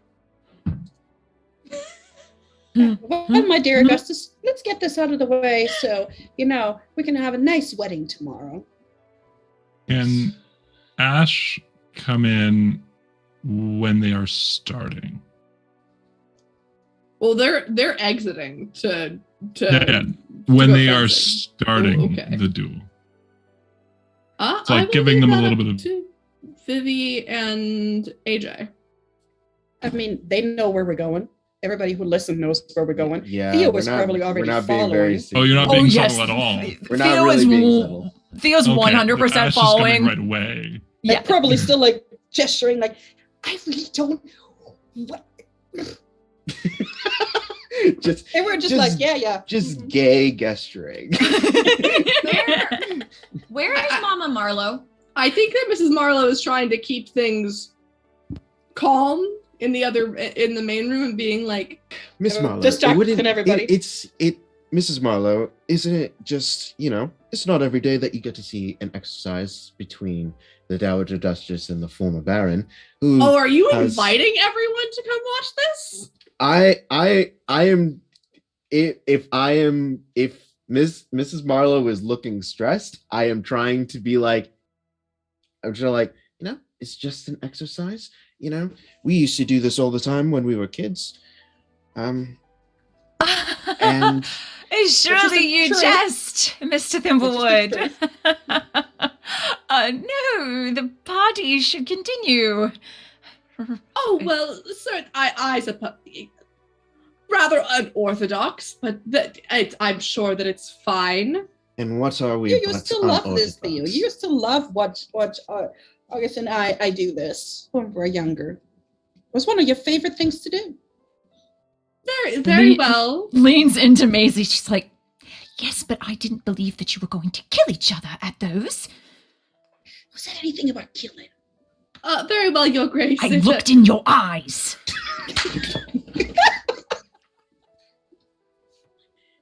Please clip that. Please clip it. Someone clip it. Well, Your Grace, if you need to step out, I am more than capable of taking over hostess duties. Well, you step out and reacquaint yourself with I understand that you were unable to spend much time with Mr. Thimblewood when they were last in town, so please do feel free. I will entertain everyone here. Well, so you much. do That'd that, be and so we'll all be ready appreciated. we'll all be ready when you come back for the final goodbyes. She'll close her There's- and say, all right, Augustus, let's be about it then. There's about to be two different kinds of sword fighting going on. 12. 13. Okay. Sorry, 13. All right, so we'll go ahead and say that while at the same time that Camille and Dick are making their way up to the Colonel's study, Augustus and Maisie and whoever is following them are making their way to the fencing ground. Just Theo is bunch of gays. following and just very quietly, trying to keep composure, but just whispering furiously at both of them, like, you cannot be serious. You cannot be doing. And And Maisie your is like, she sisters- was wearing like an overcoat, like make shoulders with a skirt, but there's pants underneath. So she will just undo the overcoat and just throw it off, and she's wearing like boots and pants underneath with like a with like the top. It's just like, I mean, Theo looks respectfully. she was and she was thinking that we were going to do it tonight if she wasn't going to be dressed like this. I mean, Did you really think he was going to get up at dawn? Plus, it's my sister's wedding. I mean, I We're not gave gonna him a do gift. this. I knew what he was Yeah, going we're to not say. gonna do it the I knew day what he was of. going to say. We're not going to do it the day of. The day of. So you're doing it the day before? Because we have What's more better? time to prepare for later on when we have cooled our heads. Why are we even talking about this as if it's just natural that this is happening? Why is this happening? All right, and we'll see that that's when we arrive at the fencing grounds, and the two of you are still getting ready for the duel while Theo is very much trying to talk you out of it. Bo, is Ash still following all the way to the dueling ground? Yeah, I was gonna wait for them to have started to arrive. Okay, gotcha. As in, like, okay, they clearly are having a thing. I'm gonna let them do. Oh, they've been gone for a while now. Like, I'm gonna go check on them. Okay, gotcha. I think we really did a lot of training back then, and she probably still, we still have this stall where we did all the fencing when we were younger, and Dickie probably loved that too. Very aristocratic way to entertain yourself and beat up others. All right. So we'll go ahead and commence the duel. And the way that we're going to, there's, for anyone who's curious about Good Society, there's no combat mechanics in this game. Yeah, it's just a thrust and follow. So what it is that we are going to do is I am going to go ahead and roll a die. One of you will be even, one of you will be odd. Whoever comes up first is going to be able to make the first move. And the two of you can trade back and forth until you feel like you have come to some sort of resolution. Cool. And if you would We're like going to do that Monkey Island style. The best insults, right? And if you don't know the right answer to the insult, you lose. Let me get out my Good Society colored dice. We'll be rolling a D6 here. And I'll ask who wants to be even, who wants to be odd? I'm odd. We let Theo decide. Oh, okay. Never mind. Let's let Theo decide who's even Oh, who's yes. odd. Let Theo decide who lives and dies. Great. Thank you. Yeah, Augustus is odd and Maisie's even. Okay. I'll roll my D6 here. That is a 6. Damn it. So Maisie is going to start off our fight. So basically, each of you will get the chance to... you're essentially going to be going back and forth trading barbs at the same time that you are trading blows. So feel free to make a point and let the other person respond. And then it's up to you two to decide when the resolution happens. If anyone, as always, would like to influence this, you could do so by spending a resolve token. But otherwise, it's going to be an exchange between Augustus and Maisie. This is a really bad time for my practice sword to be missing. Yes. I don't have a sword. I have a lipstick. And, and a We'll get my yes. saber. as what jumped into my mind first was my name is Legal. But do you know what? I think that I'm looking at the time and how long we've been streaming. I think we're going to take a very brief break right before this climactic duel. So everyone take a turn about the room, grab yourself a spot of tea.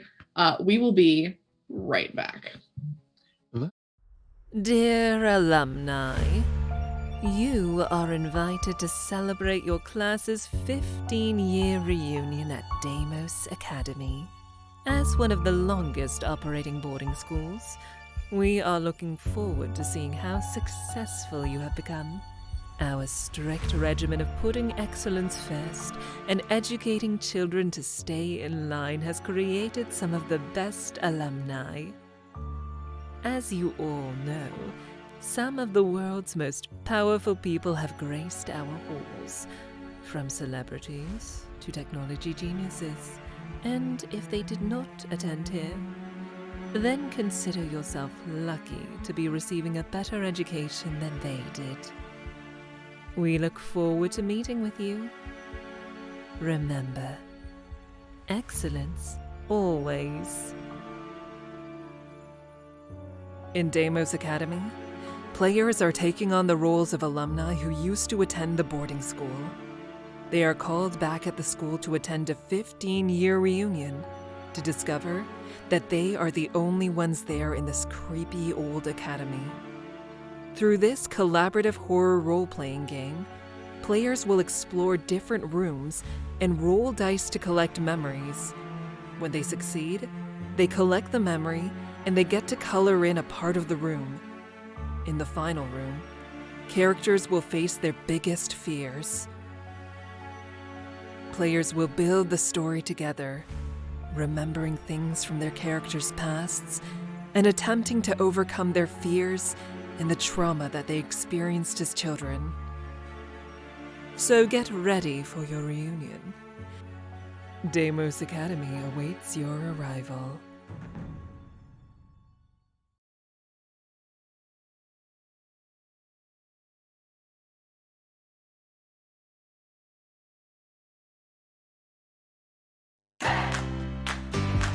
Welcome, mortals, to Morning Ritual. Welcome to Upon These Crystals is playing Beyond the Twilight Road. And welcome to Forest and Flame on the Critical Misses channel. Welcome to another episode of Kingsguard, a 6-part miniseries titled The Growing of the Dim. I would like to cast Witch Bolt on her. Yeah, can I make 6 attacks against her? It's a thing. I do believe some people wanted to do some goblin blood shots. Oh no. Yeah. So, yeah, we did want to do that. It looks like your plan is half-baked. Yeah! In between one of the quacks, I'll just get like really loud and just say, "Run."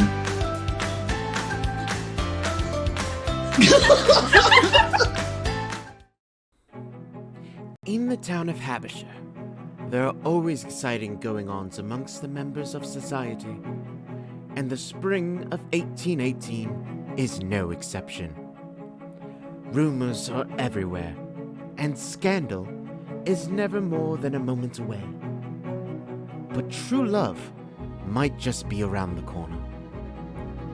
How might the past change one's future? Which is stronger, the head or the heart? And who will find their happily ever after? Queer Society on the Critical Misses channel. Festivities begin each Wednesday at 5 Pacific, 8 Eastern. Sharp. Don't be late.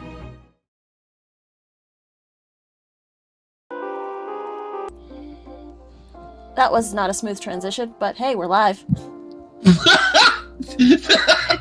That's the mood today. That is the mood today. Oh! Sometimes you need a girl. I got my click clack bag. God damn it, Noir. Thank you all for having me, and I'm glad I was on before Bria because there's no way to follow her, so it's good. Garlic smells and tastes like ass. Well, you show me an ass that tastes like garlic, and I'm gonna find myself a new partner. No.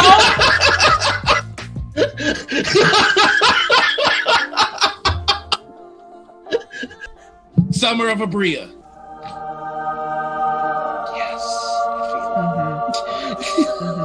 You could make someone cry over like Romeo and Juliet, or I could make them cry with a story about a werewolf giving a blowjob. And if I could do that, that's a trick to pull off.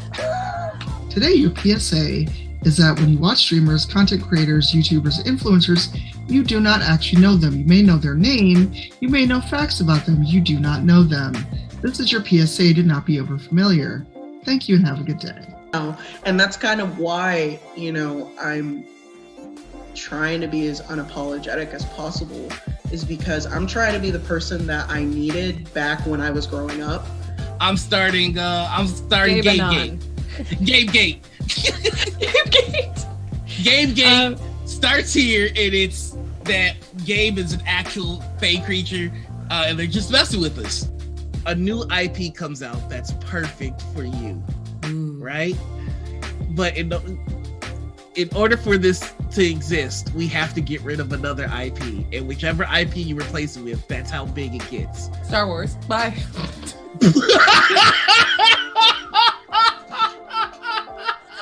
I'll tell you one motherfucking thing. If you're in Australia, go fuck yourself. Australia.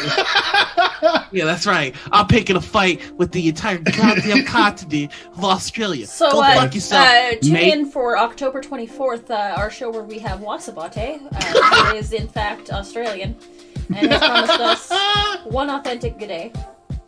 You know what? If your name is Liam O'Brien, go fuck yourself too. It's hands for you on site, Caleb. Damn. So what do you want to do about it? Do you want to play this game with me? Or do you want to forfeit? I don't really think you can keep up with me, but I'd love to see you try. Darling. Hey, Brooke-Anita! My co-host has been murdered. You just gotta lie a lot and have one solid apology at the end, and that is the secret to Young Justice working every time. I feel like that is a Thieves Guild's mantra. Lie longer, lie better. Papa John's. Anita quite literally said, Noir knows him. And I was like, co-signed. All right, welcome aboard. I was like, that is enough for me. Noir knows and likes this person. Well, we can always make a Respect Women Juice flask, so you can have it wherever you go. I'm already working on putting it on a mug. Excellent. Next, you need shot glasses. Mm-hmm. Just take a quick shot of Respect Women juice. Yeah. Huh? Where am I? We're going into that guy segment. Did you just black out for a little bit? I was so busy fighting that everything just went red for a second.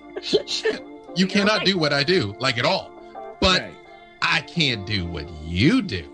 And no one can tell your story. No one can sing your song but you. I always realized Critical Misses. It's just it's a femme-focused channel, and the critical, okay, haha. And then I was like, wait a second. When you roll a 1, that's a critical miss. It just get the pun? Yes, just get the pun. I just got the pun.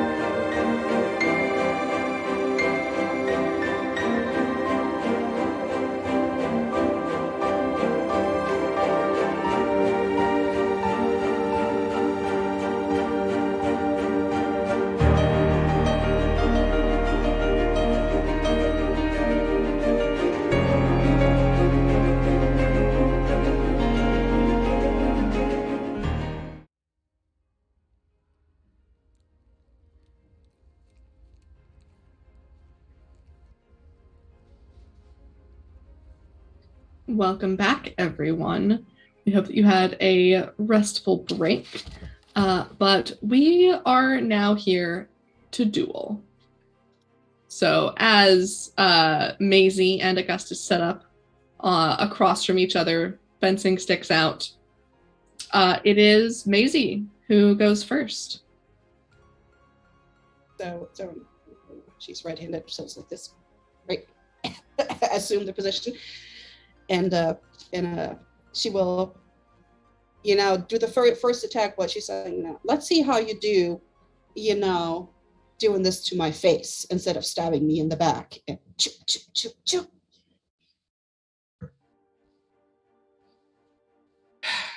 Augustus will just kind of, as Maze is thrusting forward, just kind of like carry it from left to right.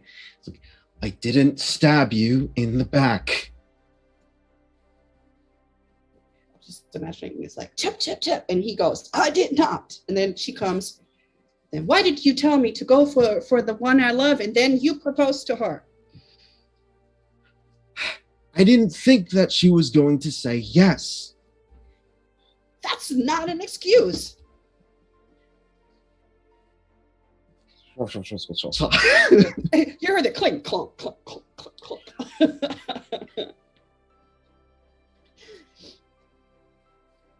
Realizing after talking to you, who wouldn't follow their own advice? And you're always getting in your own way. Well, so this time you got in my way. How is that any better? It focused your anger somewhere else. And actually let you realize your feelings. Oh, I know my feelings just fine before. Oh, do you now?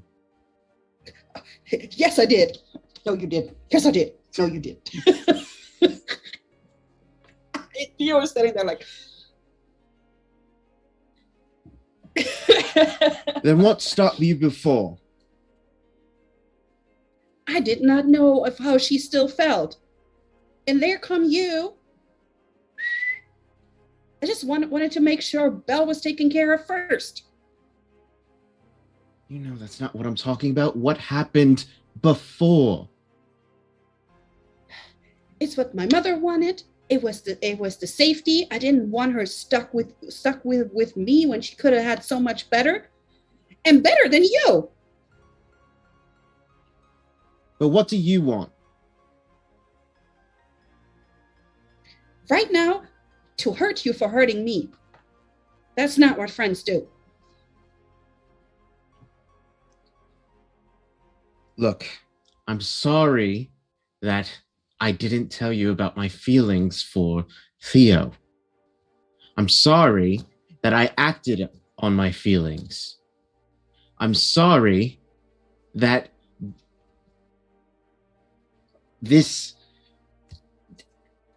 that everything had come down to this. I didn't want it to come down to this.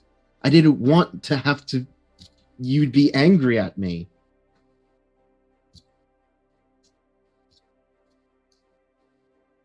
I am not even angry that you two are in love. I am angry that you encouraged me as my friend and then took it away from me. If you would have never encouraged me, this would have never happened.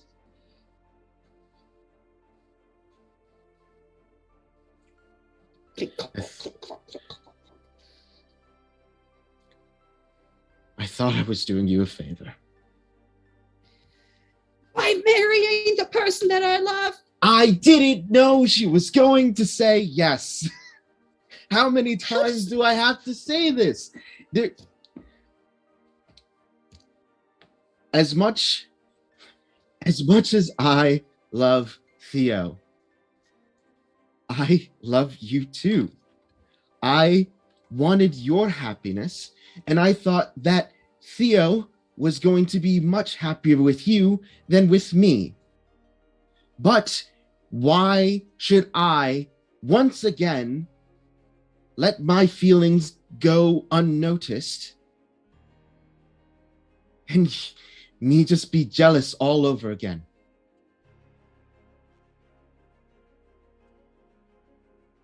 Okay, there's still clink, clunk, clunk, but it's like, what?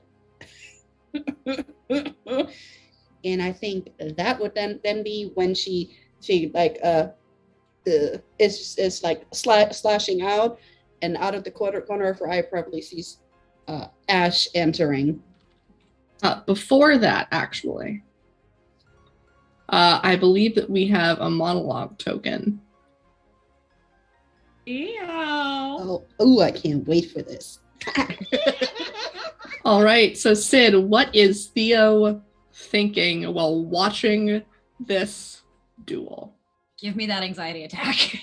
Is it a cop out to just say like her brain is just filled with a high pitched buzzing? I don't know. No, I have to give you more than that. Okay, fine. That is happening. That is absolutely happening.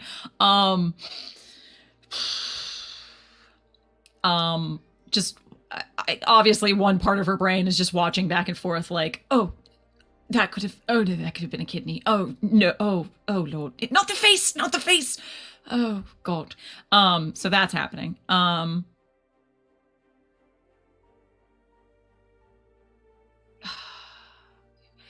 Why did I ever think that I could have everything I wanted? What absurd idea was that? So now I shall lose them both. Why, they inanely duke it out in front of all to see. Wonderful. Oh, not the face! Yeah. That's all I got. And applause for that monologue. Thank you, Sid. But toward the end of the fight, the Dowager Duchess, in confusion over Augustus's words, gets him with the shoulder, and as Augustus is distracted, seeing Ash enter out of the corner of his eye. Does Ash say anything? What is going on here? But before Ash has the opportunity to enter, Sorry. Has the opportunity to take in what's happening, the Dowager Duchess knocks Augustus to the ground. If this is okay with you all, I will spend a token for this. And levels the sword, the fencing foil, at Augustus's face. Is that all right? Theo would just yell, "Enough!" And this would probably be when Ash can cut in, Bo. What is going on here? Just a little bit of satisfaction, and she's going to slash him through the eyebrow. And satisfaction. Little bit of blood, slash it up, and dropped it, and says, "I am satisfied. Are you?" And then she's reaching out her hand to help him up. Yeah, I'm satisfied. Very well. Anita! Theo rushes whiskey. forward and like tries to grab something like out of a handbag or whatever to put to Augustus's bleeding face. You may be satisfied, but I am not. Are you two children? That you must resolve your disputes with fighting?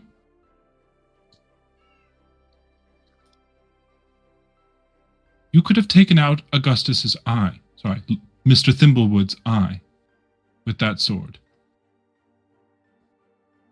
And that is your satisfaction. What of your sister? You think she would be happy to see the two people in her life that she cares about fighting each other? I mean, if they're not gonna fuck each other, they might as well. Shut up, you.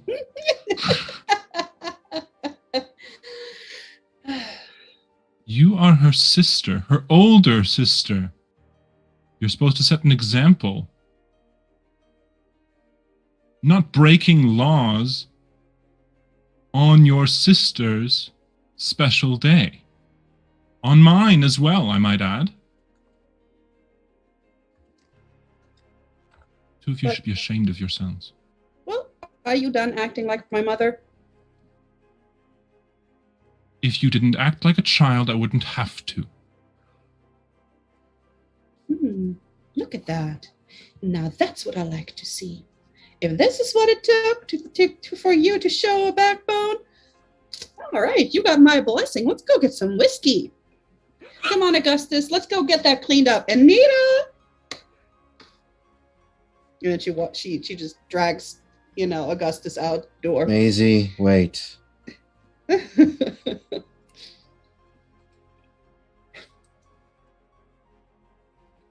Mix Marlowe?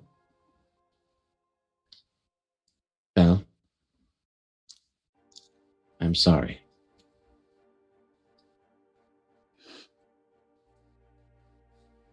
Maisie? I need you to stand right here now that you've got your satisfaction. Theo?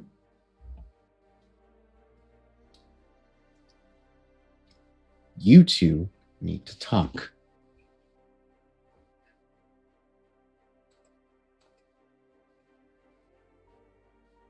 If you're about to get out of your own way, Maisie, now that Belle has found her happiness in Mix Marlowe, I think it's time for you to find your own happiness and talk. If I don't do that, I do need a drink first. From a nurse. And Theo looks like she needs one too. How about we retire to my father's study? He got some good scotch in there. This? Yes. 100%. Yes. All right. Also, is his jacket still in the other room? Yeah, my jacket's unless Theo brought it back. It's still on the Sure, floor. she grabbed it and was chasing after them. So yeah, she'll staunch the bleeding and then throw his jacket at him. All right.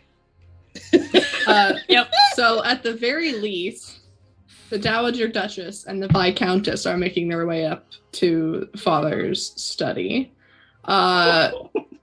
Before we get there, because we're gonna get there, that leaves behind, I believe, Ash, Belle, and Augustus. And then Anita probably giving him stitches. I'm having tea with Mama Marlowe. Oh, Belle's not there. Okay, so it's just Ash and Augustus. I watched Richard and Camille do whatever the hell they were doing, and then just was like, and I went to go sit back down after everybody left. Okay. And so I'm sitting down with Mama Marlowe and just having tea and discussing wedding things. All right. So, Do you even have a clue where we went? So it's just me and Ash. Yep. Okay. So we'll stay with Augustus and Ash for the moment. Again. I had an idea of what happened and I didn't really care. I was like, they'll figure it out. Just kind of like, Again, Mix Marlowe, I'm sorry that this happened today, and it happened this way. What are you thinking?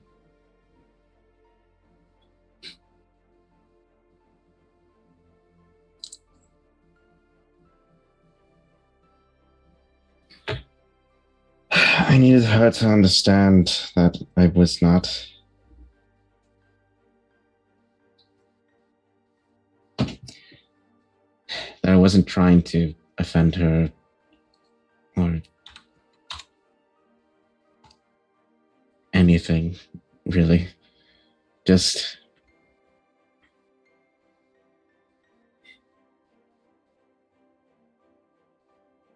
I don't know.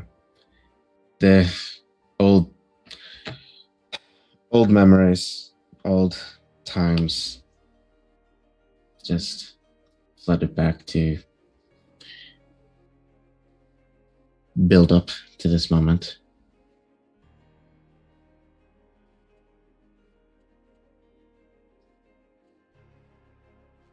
And trust me, if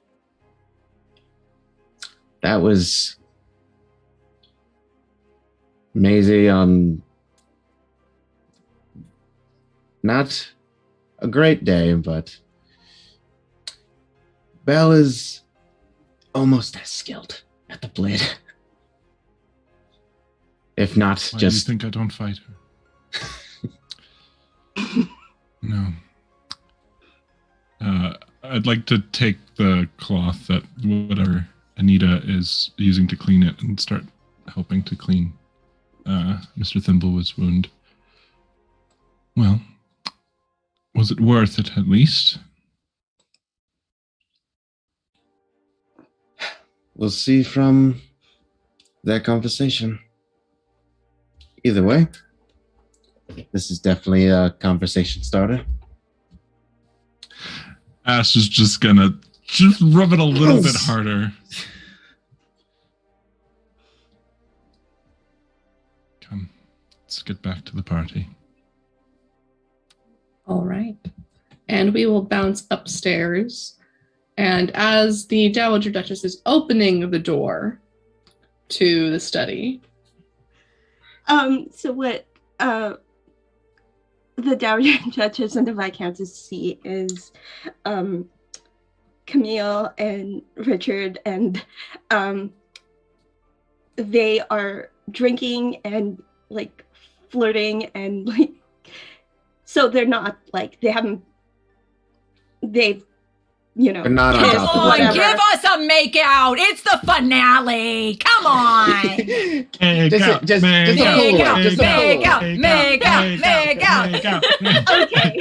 Okay, fine. No, we're kidding. If you don't want to, don't. I was trying to play by the rules, but if it's okay with the facilitator that they walk in on kissing. Oh, absolutely. We can say that they walk in on the two of you about 5 feet apart, looking ruffled and like putting things back in place. Yeah, and lipstick. Oh, marks. lipstick definitely on Dick. Yeah, no, great. And hair, and like partially, 15. partially PG. consumed Yeah. drinks in hand. Oh, that was Maisie. The Baroness and I were just discussing her hometown in France. I didn't know you had a key to Father's study too. Yeah, sure, Dickie. And she'll go and she'll grab the bottle and 2 fresh glasses. She says, "Right now, I don't even care." Then she's gonna walk off, and I'm thinking that that would be the point where he notices there's like drops of blood on like her tan trousers, and she's like, the whatever they're called, leggings, and she'll just like, you know what, Theo? Let's go out to the balcony at the other side, and she'll just close the door. She took off with the alcohol. Do Camille and Theo have like a moment of just? There was definitely eye contact. I don't know what Theo was trying not to laugh, probably, but gives her up. She'll put her hand up like, I'll explain later. No need at all. Enjoy the rest of your evening, both of you. And she'll just saunter toward the door where Maisie exited. She looks at Richard and she says, "Was that blood on your sister's?" And she points at her leg. Like, yeah, I think maybe we should return to the party. Besides, the alcohol's gone, and she'll open You, and then she'll say, you first or me? Why don't you go first? This is technically my house. Okay, I still don't necessarily know my way around. Okay. And we'll say that yeah. that exchange is happening. Yeah. And we'll go down the hall onto the balcony, the private terrace, as it were, with the Dowager Duchess and the Viscountess. In Maisie will it's probably a space where they're set often before, but with multiple people during their younger years and alone. And she'll sit at their table and just pour themselves 2 drinks and says, you know what? Cheers. And she'll just down it.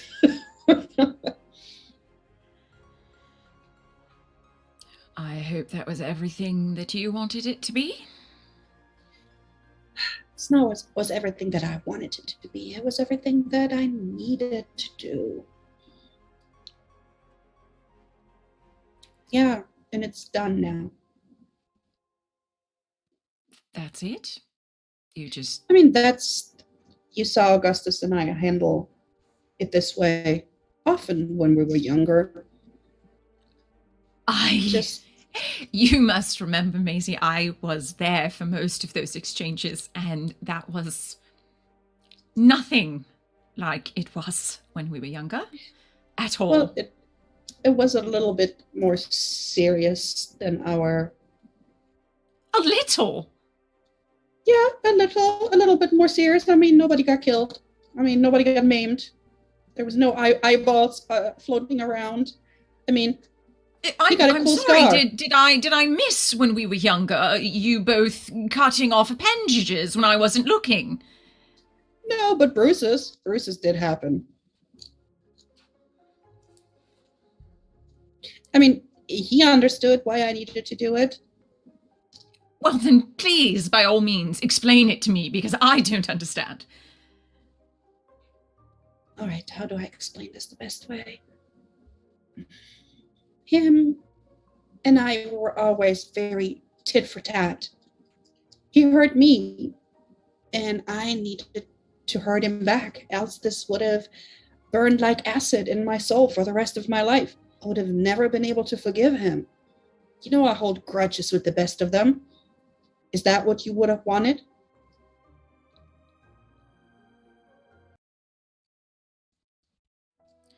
We had to bring this to a close.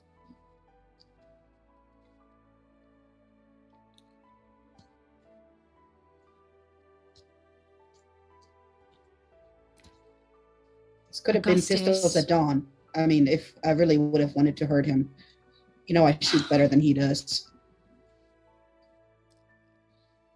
You would never do that. Exactly. I would never do that. Because you know that it would hurt me.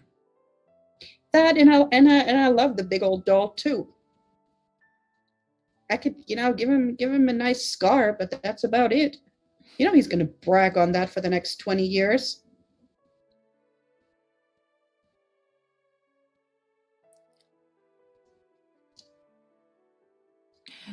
I'm just gonna, pour us off another one.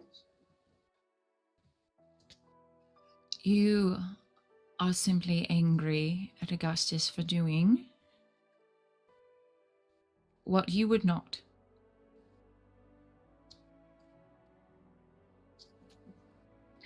Maybe that's part of it, but mostly I really, really am mad that he encouraged me. And I was thinking that it could actually happen. And then he took it away. And why didn't it? Why didn't it? Because he asked first. I couldn't do this before Belle got her big day in. You were here for months before Augustus returned. Months. Yeah. And I had absolutely no clue what you were feeling. So you could have asked not me. Very clear. Oh yeah, that would not have been awkward at all. Oh, so hey Theo, what you feeling for me? Yeah, what? mean, that's just. I mean, yeah, could we have been more open about this? Yes. But this was really a friendship thing. And if he wouldn't have encouraged me to go for my heart before, I would step back and let you guys be happy because I love you both.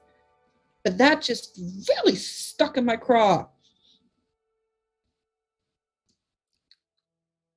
Well, to be fair, he didn't know that I was going to say yes. Because he's an idiot. I mean, seriously.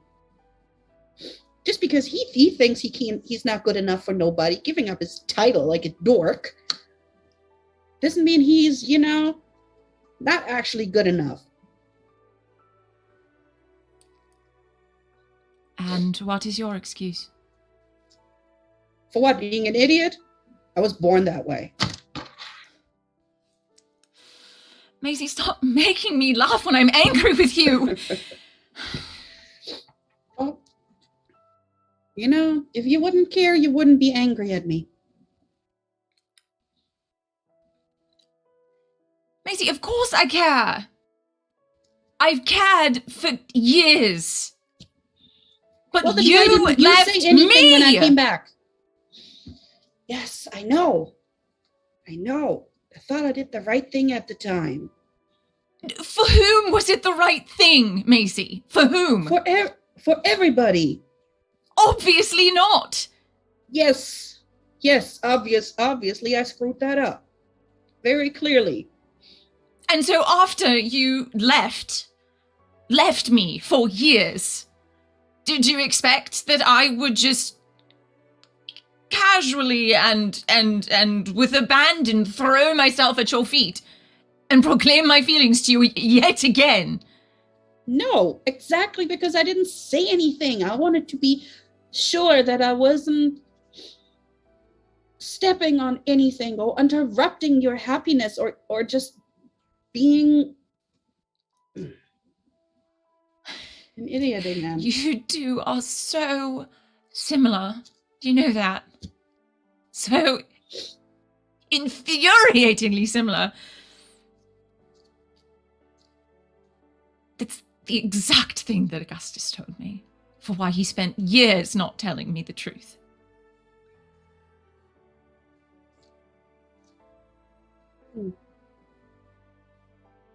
I mean, there must have been a reason we got along so well. I mean, he is infuriating, let's be honest. The pot is calling the kettle black, Maisie. Takes one to know one. Indeed. We're talking platitudes, yes. But the question is now that I've taken care of that, Belle is getting married. What do you want? I don't know if you have noticed, but you're the linchpin in the middle of this. I am quite aware of that, yes. Yes, and have you also noticed that both Augustus and I said we want you to be happy? Go ahead, grab your happiness, whatever it is. It's not that simple. It never is. It never is. But this is your time.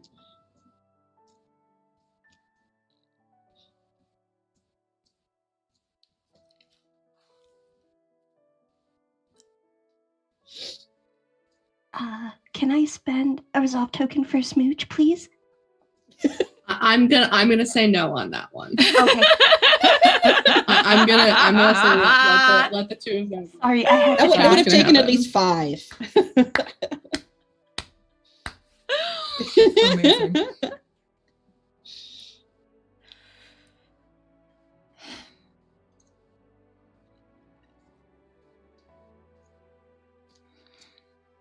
Maisie.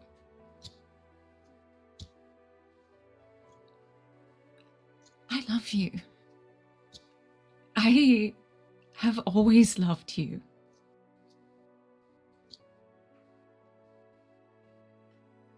And I love Augustus.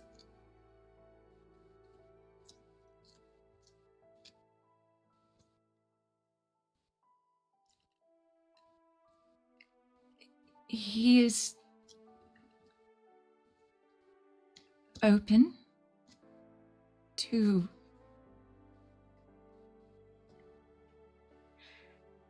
the fact that I care for both of you.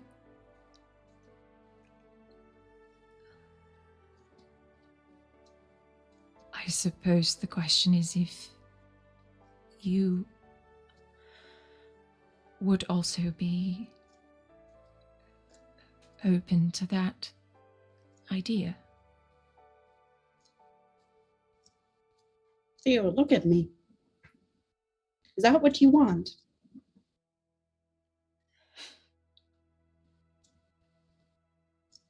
Yes, I think it Or, is very much. or yeah. Please do not do that just to save my feelings. No. No, not. Take her hands. No.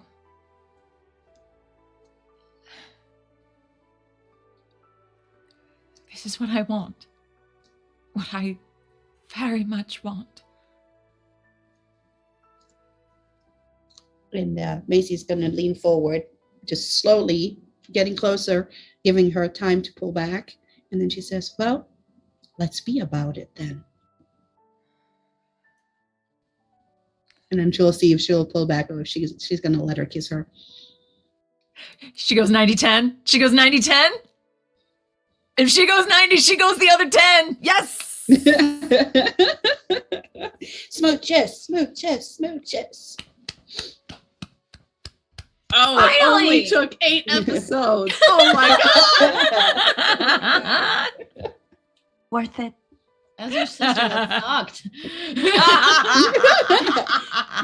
And from there, I'm going to go ahead and say, because this is a novel that we are writing, and we don't get to see every scene of what happens, but we are going to go ahead and flash forward to tomorrow morning at the chapel, at the wedding for Ash and Belle. And we see in the church, sitting next to each other, Augustus and Theo, Triple D as one of the bridesmaids, Camille sitting with, I don't know, does Camille still get escorted by Ensign Hornsby, or is there a different escort given the events of last night? Oh, would she have time to bail on her date? Up to you. Do you want her to have bailed on her date? Or do you want her to be a little bit rakish? We're committing to the bit. So Camille does is escorted by Ensign Hornsby, possibly because she didn't have time to bail, like, formally send a missive. But she will. It's one of those things where she will have those glances towards Richard, like when she thinks no one's watching, or that sort of thing that happens on and off during the day. Excellent. And then, of course, up at the front of the church are Ash and Belle. Who would like to make their vows first? Nose goes. By me.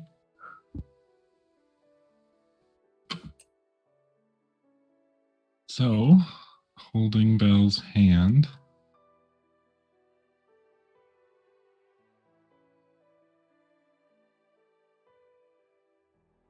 we talk of a love match as one that is without problem, where the two are meant to be. And Belle, I can honestly say that that type of match is not what we have. But I also would say that I would not have it any other way. Neither of us is perfect. I know that, and you know that.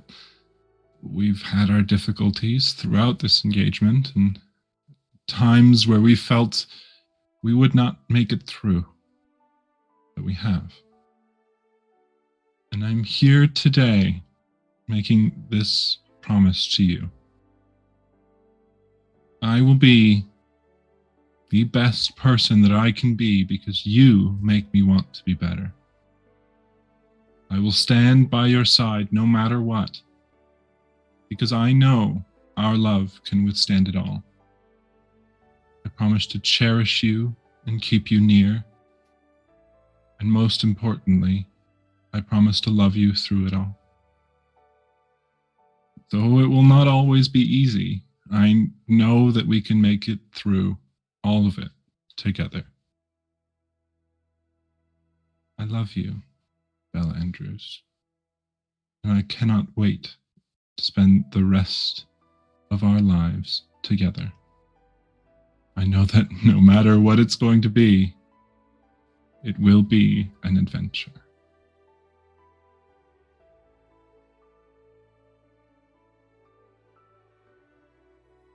Belle?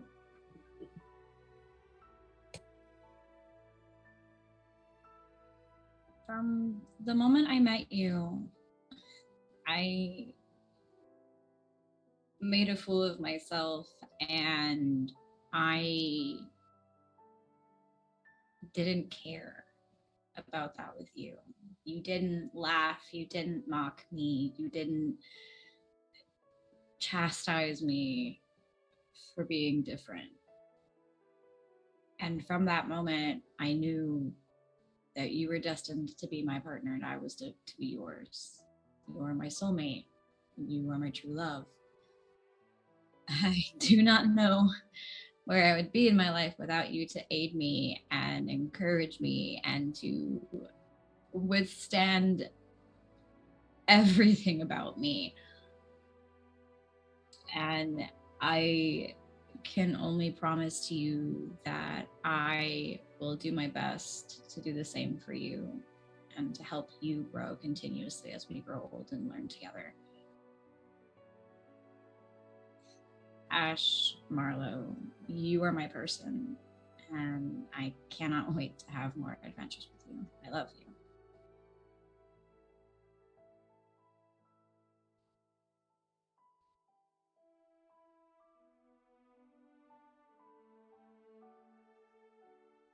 Smooch.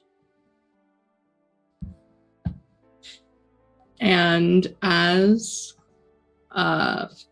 Mix Ash Marlowe and Miss Belle Andrews are joined in marriage, that is where the chapter closes. But that is not the end of the book, because any good romance has to have an epilogue.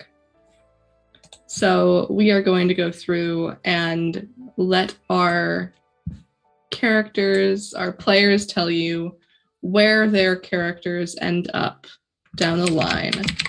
And let's see.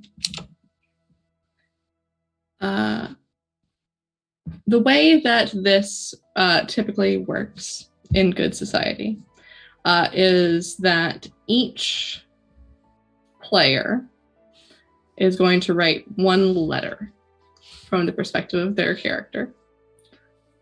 And during that letter, you comment on the progression of your character's life. What has happened since the final chapter of our book here came to a close? Because I know that we have some groups here that are happening. We'll see who is going to go first. I see that there's, there's a game of nose goes happening among my cast right now. And I am actually going to go ahead and roll myself a d6 here because I have 6 lovely cast members. Unless someone would really like to volunteer to go first. I just love that I looked up at AJ and I was like, what is going on? Look down. Oh, shit! Well, then we are going to roll. We're going to roll the d6 and see who is going to be going first. I'm just going to go clockwise around my monitor here. So that is a 3, which means we are starting off with Meg. Oh, of course. Dear diary. Meg, yep, go ahead. How far ahead is the epilogue, did we say? You can go up to 5 years in the future. So it's 3. It actually perfect timing. Dearest diary, dearest reader, today is my 3rd wedding anniversary. Things could not be better. Evangeline has graciously shown me even more ways to help provide for our household, and I am forever in debt to her. The Ash's siblings have been a wonderful delight and a great help around the household as we have been taking care of our sweet baby Juniper. Her birthday is coming up, and I could not be more proud of the things that she's going to do. She started crawling fairly early. So who knows how much quicker she will progress through her life, but I am more than excited. It has been some time since I have heard from Maisie, but I know that she is finally happy with where she should be. I have never been happier in my life, and I can only hope that it keeps being this way. P.S. 6 months. And I'm gonna leave it at that.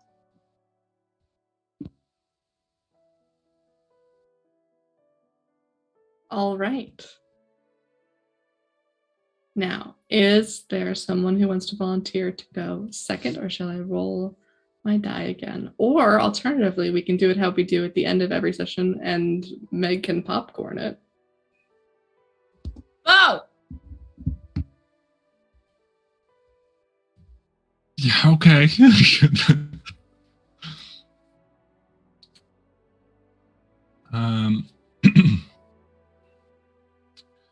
I am going to be writing a letter to the Viscountess Theodosia Fox, who I am assuming is still somewhere on, or is on another adventure with Mr. Thimblewood. Potentially, I don't know. She's off somewhere. I don't actually know. But updating her on the goings-on in the Marlowe household. Dear Viscountess Theodosia Fox, it is getting to be the midpoint of summer again, and Juniper is quite the little handful.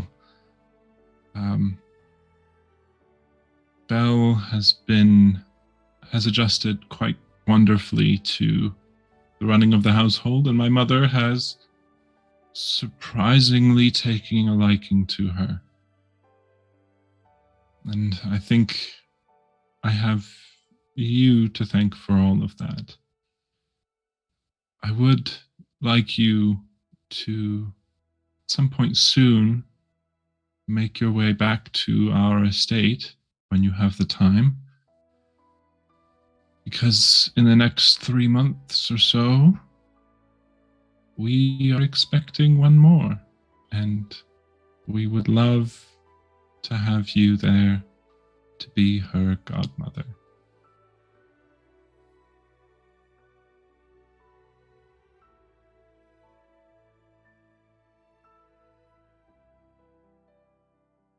And we can popcorn it over to the Viscountess.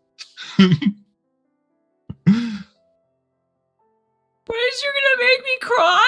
That's not fair. Get it together, Sid. Okay. Okay. We might have to have some discussion here, because, okay, if we're 3 years out. What is our arrangement here, friends? Did everyone just come on board? Like, did Triple D come on the ship? Or is Triple D doing her thing? Oh, we have Bet she did! Okay, it looks like we have a polycule on a ship. I don't know. That's what I'm asking. Do we have a literal polycule ship, or Yeah, we got a polycule ship. Is that what's up? Yeah. Okay. When we start new, right? All the way. Okay.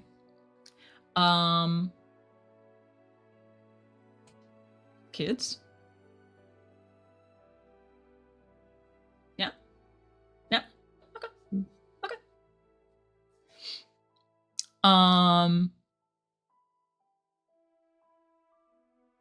Okay. Here we go.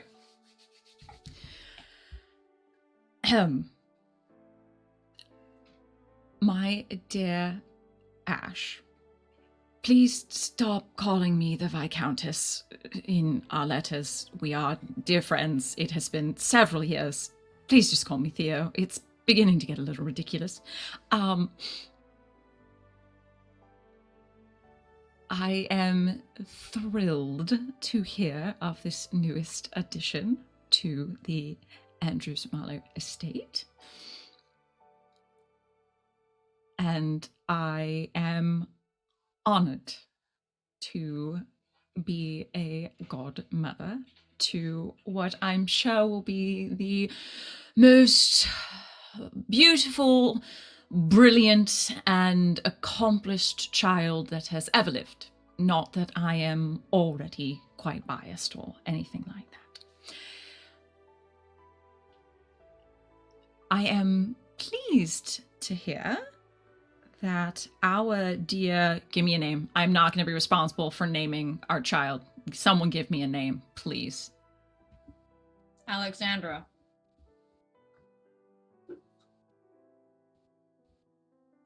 We agree? Okay. Sorry, my brain is random name generator constantly. I've looked at baby names since I was like 5. No, it's great. I need agreement from 2 people. So, okay, cool. I am so incredibly pleased to hear that our dear Alexandra will have yet another playmate in addition to your dear Juniper. Alexandra is doing quite well, as are her dear Mummy Maisie and Papa. We are setting out around the Horn of Africa again. Augustus is always thrilled to make this trek. It makes me slightly queasy still in these choppy waters, but the sights, the food, and the companions make it all quite worth it. We shall endeavor to be back in the next few months, but regardless of when we return, yours will be the very first faces that we hope to see. Please send any additional correspondence to this address where we pick our shit up, because we're on the boat like all the time. And of course, give dear Belle and dear Juniper our love. Warmest regards, Theo. See how easy it is? Just Theo. That's it. That's all you need. Thank you. The next letter just goes, Theo Doja Fox. Old habits die hard. I love it. All right, Sid, who would you like to popcorn our epilogue to? Well, if I do either AJ or Vivi, it's more of the same. So, Anne, your turn. Okay.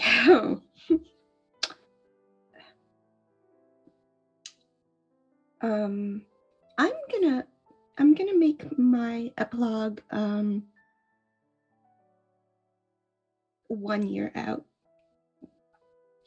and I am going to write the letter to my sister, and it's going to say, "Dear sister, I hope this missive finds you well.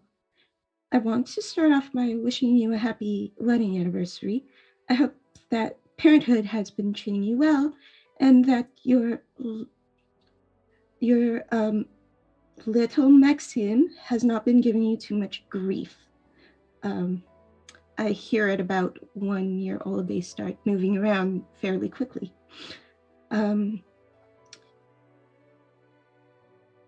I cannot believe that we are both now with title and married. And hold on, I cannot believe we are both with title and now you are married. I don't know that I will be joining you anytime soon in being married. I've yet to find the right person.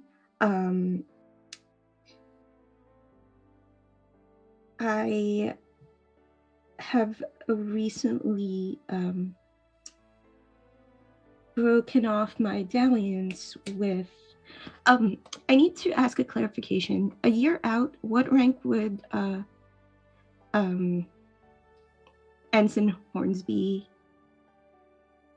Probably still an ensign, if I'm honest. Okay.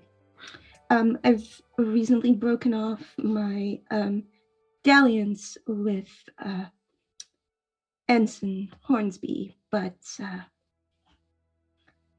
I'm pleased to let you know that since the Marlowe Andrews wedding, I've been in contact with your husband's good friend, Richard Andrews, and we have been in correspondence.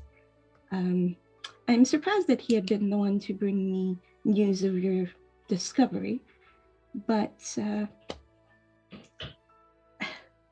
we have had some very enjoyable times together over the past year, and we'll see where that goes.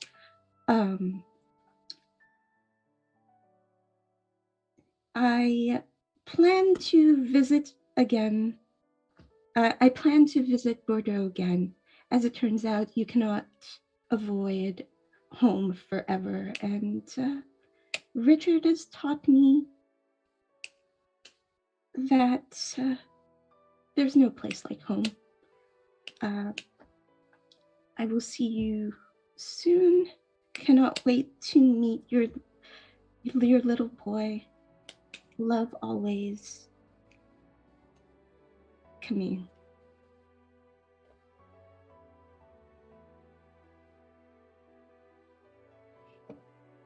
All right, and who would you like to popcorn our epilogue to? I'm gonna popcorn it over to AJ just because I'm curious. Okay.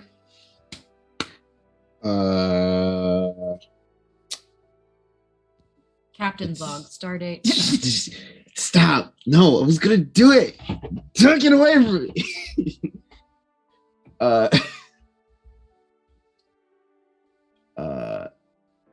I'm gonna take it 5 years.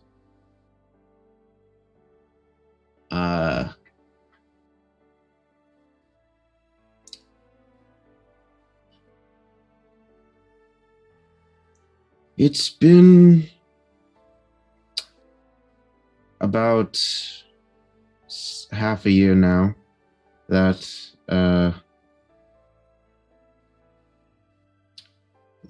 we have been back and permanently staying in Hampshire.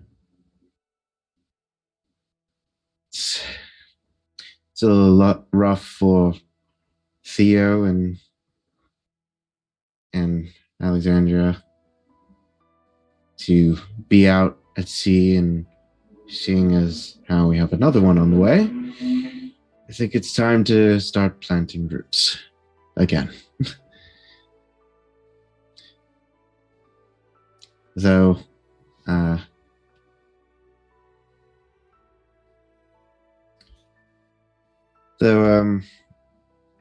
Alexandra doesn't seem to mind to be able to play with her cousin Juniper a lot more and see them more often.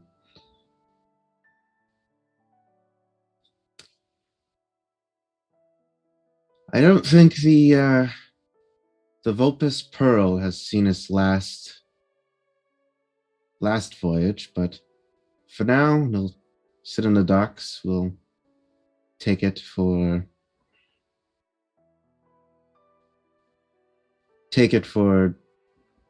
family vacations. But to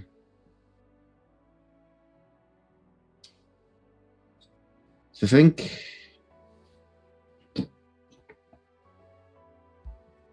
God damn it.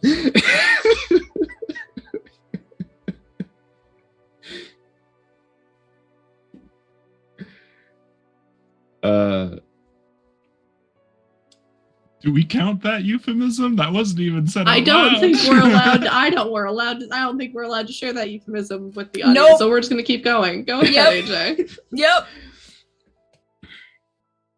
I think, though, me and Maisie still have our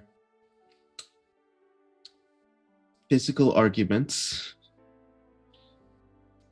with blunted blades this time for Theo not to worry anymore.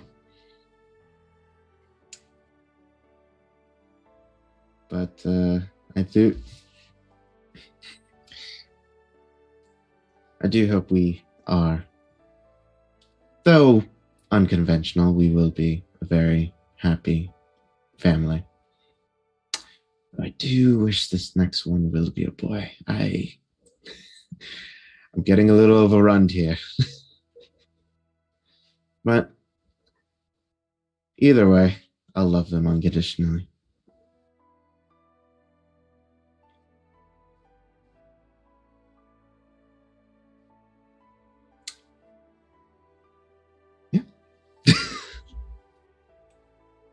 All right. And we'll round out our epilogue with Maisie. The letter will make it to Belle, and it will have seawater on it. Very clearly, it very, very has salt on it, since we had to, drop it off and had to make it quite a way. And it will say, "Dearest Belle, now it has been close to a year since we left our home shores, and my math is bad. How would Alexandra? No, not Alexandra. Juniper, would you have already let me know that you're pregnant? How old would she be? Yeah. I was very happy to read that you two were expecting. It's I think it's going to be amazing for both of you, and it makes me so happy to hear that you're just getting along with Mommy Marlowe so well. About us, well, the Pearl is in the Caribbean at the moment. My feet are in sand. My hair is encrusted with salt. And, well, I am happy to tell you that my pregnancy is well progressing. I do have to say, if Augustus wants me to sit down one more time, I will make him walk the plank. I am ready to go into cooler waters for a little bit, though, and I cannot wait for our little one to be born. And we have decided that depending on, the gender, it will either be Alexander or Alexandra. And I hope that my next letter will let you know. With all my love, Macy.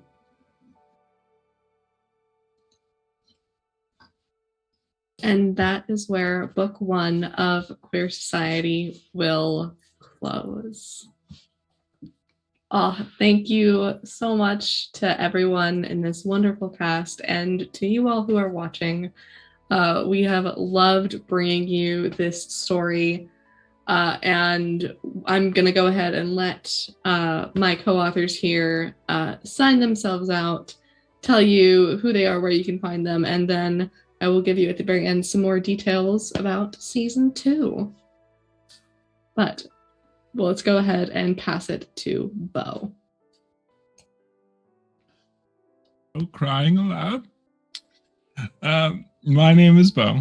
You can find me all over the internet at Dorky Teacher, except for on Twitch, where it is just Dorky Teacher, and I have been the nervous wreck that is Mix Ash Marlowe. You can find me tomorrow night over on my own channel, where I'm playing with Maggie again. We haven't actually talked about that. But if you're available, we're playing Core Keeper tomorrow. Otherwise, I'm playing Crimson Spires. And then on Friday, I will be playing. I will be gay again and do more crimes with Bright Dystopia and It's Doridla playing Payday 2. And then you can find me on Monday over on Media Flare's channel, where I am playing It'll Be Easy, a D&D 5th edition game, which is a game where I have been isekai / Jumanji'd into the game and have died multiple times. And we're getting close to the end. And I hope I don't die again. But that's me. Thank you all so much for an amazing season and an amazing game. Y'all are wonderful. That's me. All right, you're up, Sid. Crying is a free action. Yes. Hello. I am and have been Christina Sid. You can find me on the Twitters at Greek Sid, almost exclusively talking about the TTRPG shenanigans that I get up to on the internet. Yeah, you can find me in a couple places. My sort of home base is over on twitch.tv/game nights. That's with 2 G's and a K. Tomorrow you can find me over there running our game of Urban Shadows at 8 o'clock Eastern. It's called Elegant Creatures. It's monsters and smooching. It's fantastic. And a little bit of heist. Yeah, there's a little bit of heisting. Trying to find a fertilizer bomb or something. Yeah, it's been fun. Definitely check it out. I will be over there on Fridays starting on May 13th. We have a start date. Our premiere of a Good Society hack called Neon Gods. We have hacked Good Society. And we have taken a leaf out of the graphic novel series The Wicked and the Divine. So we're gods. Not just basically, like for real, we're gods. It's going to be a lot of fun. Definitely check that out starting in May. This Saturday, because alternating Saturdays, I'm also over there at 5 o'clock Eastern playing some Fate. It is our JoJo's Bizarre Adventure, Jujutsu Kaisen, just anime AF game of Fate. We're winding that down too. I think we only have maybe 2 more sessions of that before we close that out. Shit's getting real. Definitely come check that out. Parallel timelines. It's yeah, the entire universe is about to implode. It's gonna be great. And Sundays, playing some Blades in the Dark.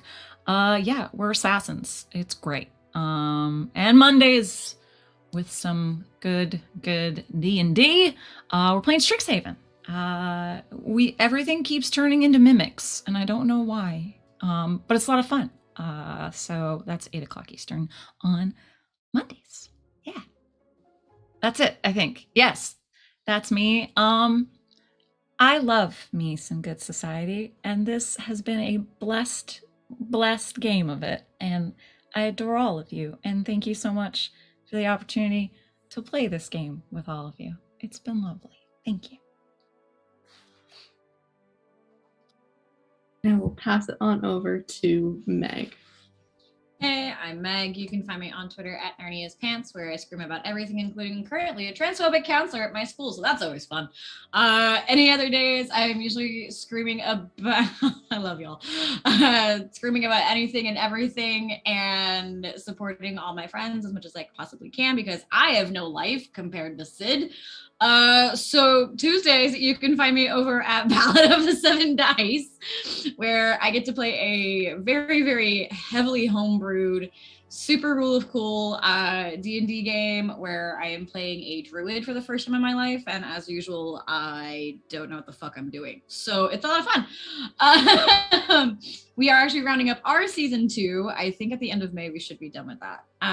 Wednesdays, obviously, you have me here, and I don't know what we're doing for next season, but yeah, I'm here. Thursday, I apparently have a date with Bo, so that's a thing. So come find us rambling about Core Keeper and random life things tomorrow over on their channel at twitch.tv/JustDorkyTeacher. All right. Keep it on moving over to Anne. Hi, my name is Anne, also known as XO_Girl on Twitter. Let me see. The only thing that's going to be happening while we are on break with Queer Society is that I will be playing some D&D on Sunday afternoons over at Kira58's channel, the Amidst Light and Shadow campaign, where I play a very sad girl tiefling named Reyna who has problems and apparently is the Queen of Bats now. Also happening tomorrow, the casting call goes out for a Good Society, 6-cycle Good Society story that I will be facilitating over at twitch.tv/Girls Run These Worlds, where we're calling it Regency Remixed, where essentially girls rule the world, you know, are in power. They do all the things men usually do in this era, and it will be styled after the Bridgerton series, where, you know, it's a family and they have their stories. So we're going to do 6 cycles of Regency shenanigans following a series of siblings and see what they're up to. Yeah, and we'll be using the Emma Forget-Me-Not expansion rules, which is excellent. So yeah, casting call goes out tomorrow. Can't wait for that. And I just want to say, I don't think I could have picked a better group of people to play Good Society with for the first time. So thank you all for helping me get obsessed with this game. I love you all. Thank you.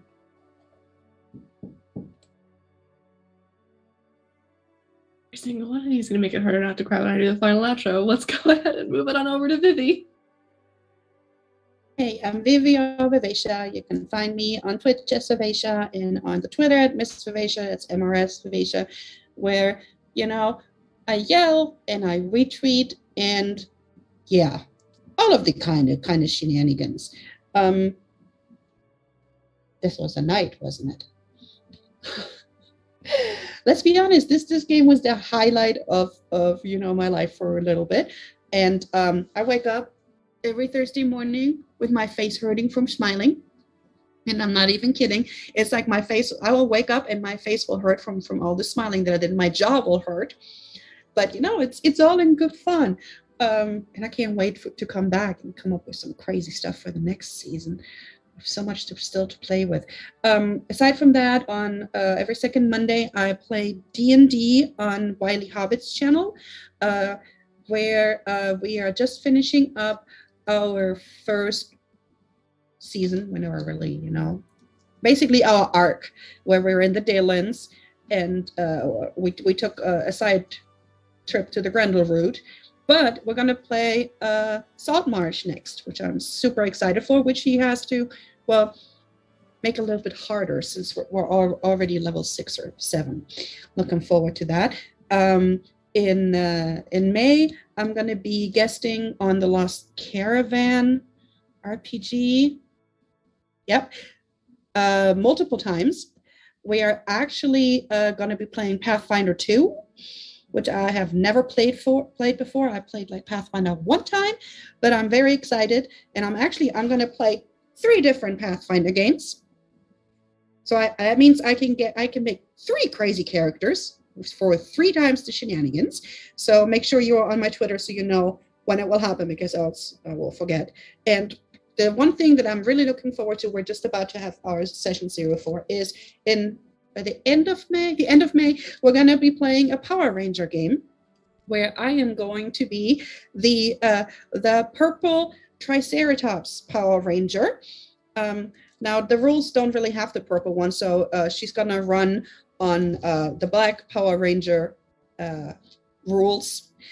But, I'm imagining her as this big buff battleship. But, her oddball character, will also come out. So she's not really an athlete. She's just, And that's what I've been doing. And also because I play on Mondays, I only get to see Sid be the cutest tabaxi ever every second week. Because believe me, with her little makeup, you got to see it. You have to absolutely see it. And that's all. And AJ, you ready? Me, Mario. No. Hi, I'm AJ, also known as Sushi Kid. I'm a video editor, transcriber, streamer, voice actor, and producer. You can find me on the 3 T's of social media, Twitch, Twitter, and TikTok as Husha_Kid. Thank you, Harper, for buying me this. On the first Tuesday of every month at 7:30 p.m. EST, I serve Lord Quackers in Foul & Friends, a D&D 5e actual play found on Misty Mountain Legends, as Dolph Fitzgerald, your cool bro halfling cleric, domain of the waterfowl. We are about to go and go to a birthday celebration of which the Duke's son of the town is about to get a magical sword that kind of imprinted on me. So it's fine. It's fine. There's not going to be any problems with that. And then on every other Tuesday on a podcast service near you, you can find me in the midst of Giant Country. An ancient series of trials are taking place, and our travelers find themselves in the middle of it. Join Boone Riffin, my half-orc, half-leonin monk, and their companions in the D&D 5e actual play through Hollow Flames, DM'd by the lovely It's the Riddler. I may have went unconscious last session and almost died, but that is fine because I'm up again. I'm at 14 HP permanently right now at level 6, but that's fine. I'll figure that out.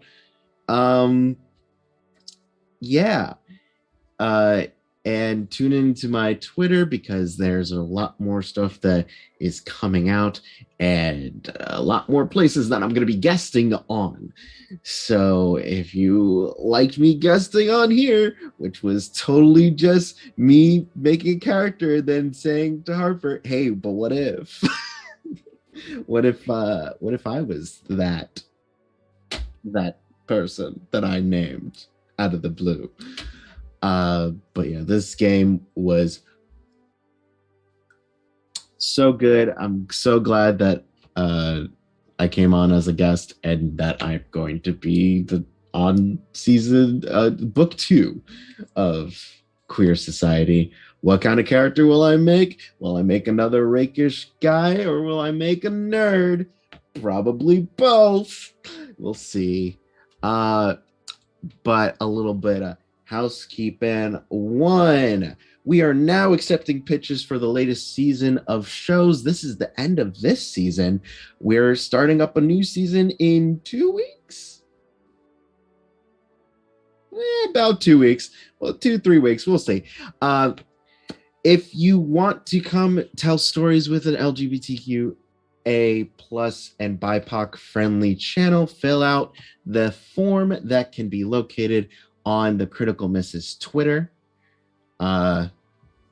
This will be for a 6-week run.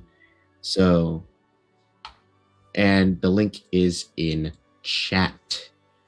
And I would also like to thank our lovely producer, Anita, for running the tech and being just a great person all the time.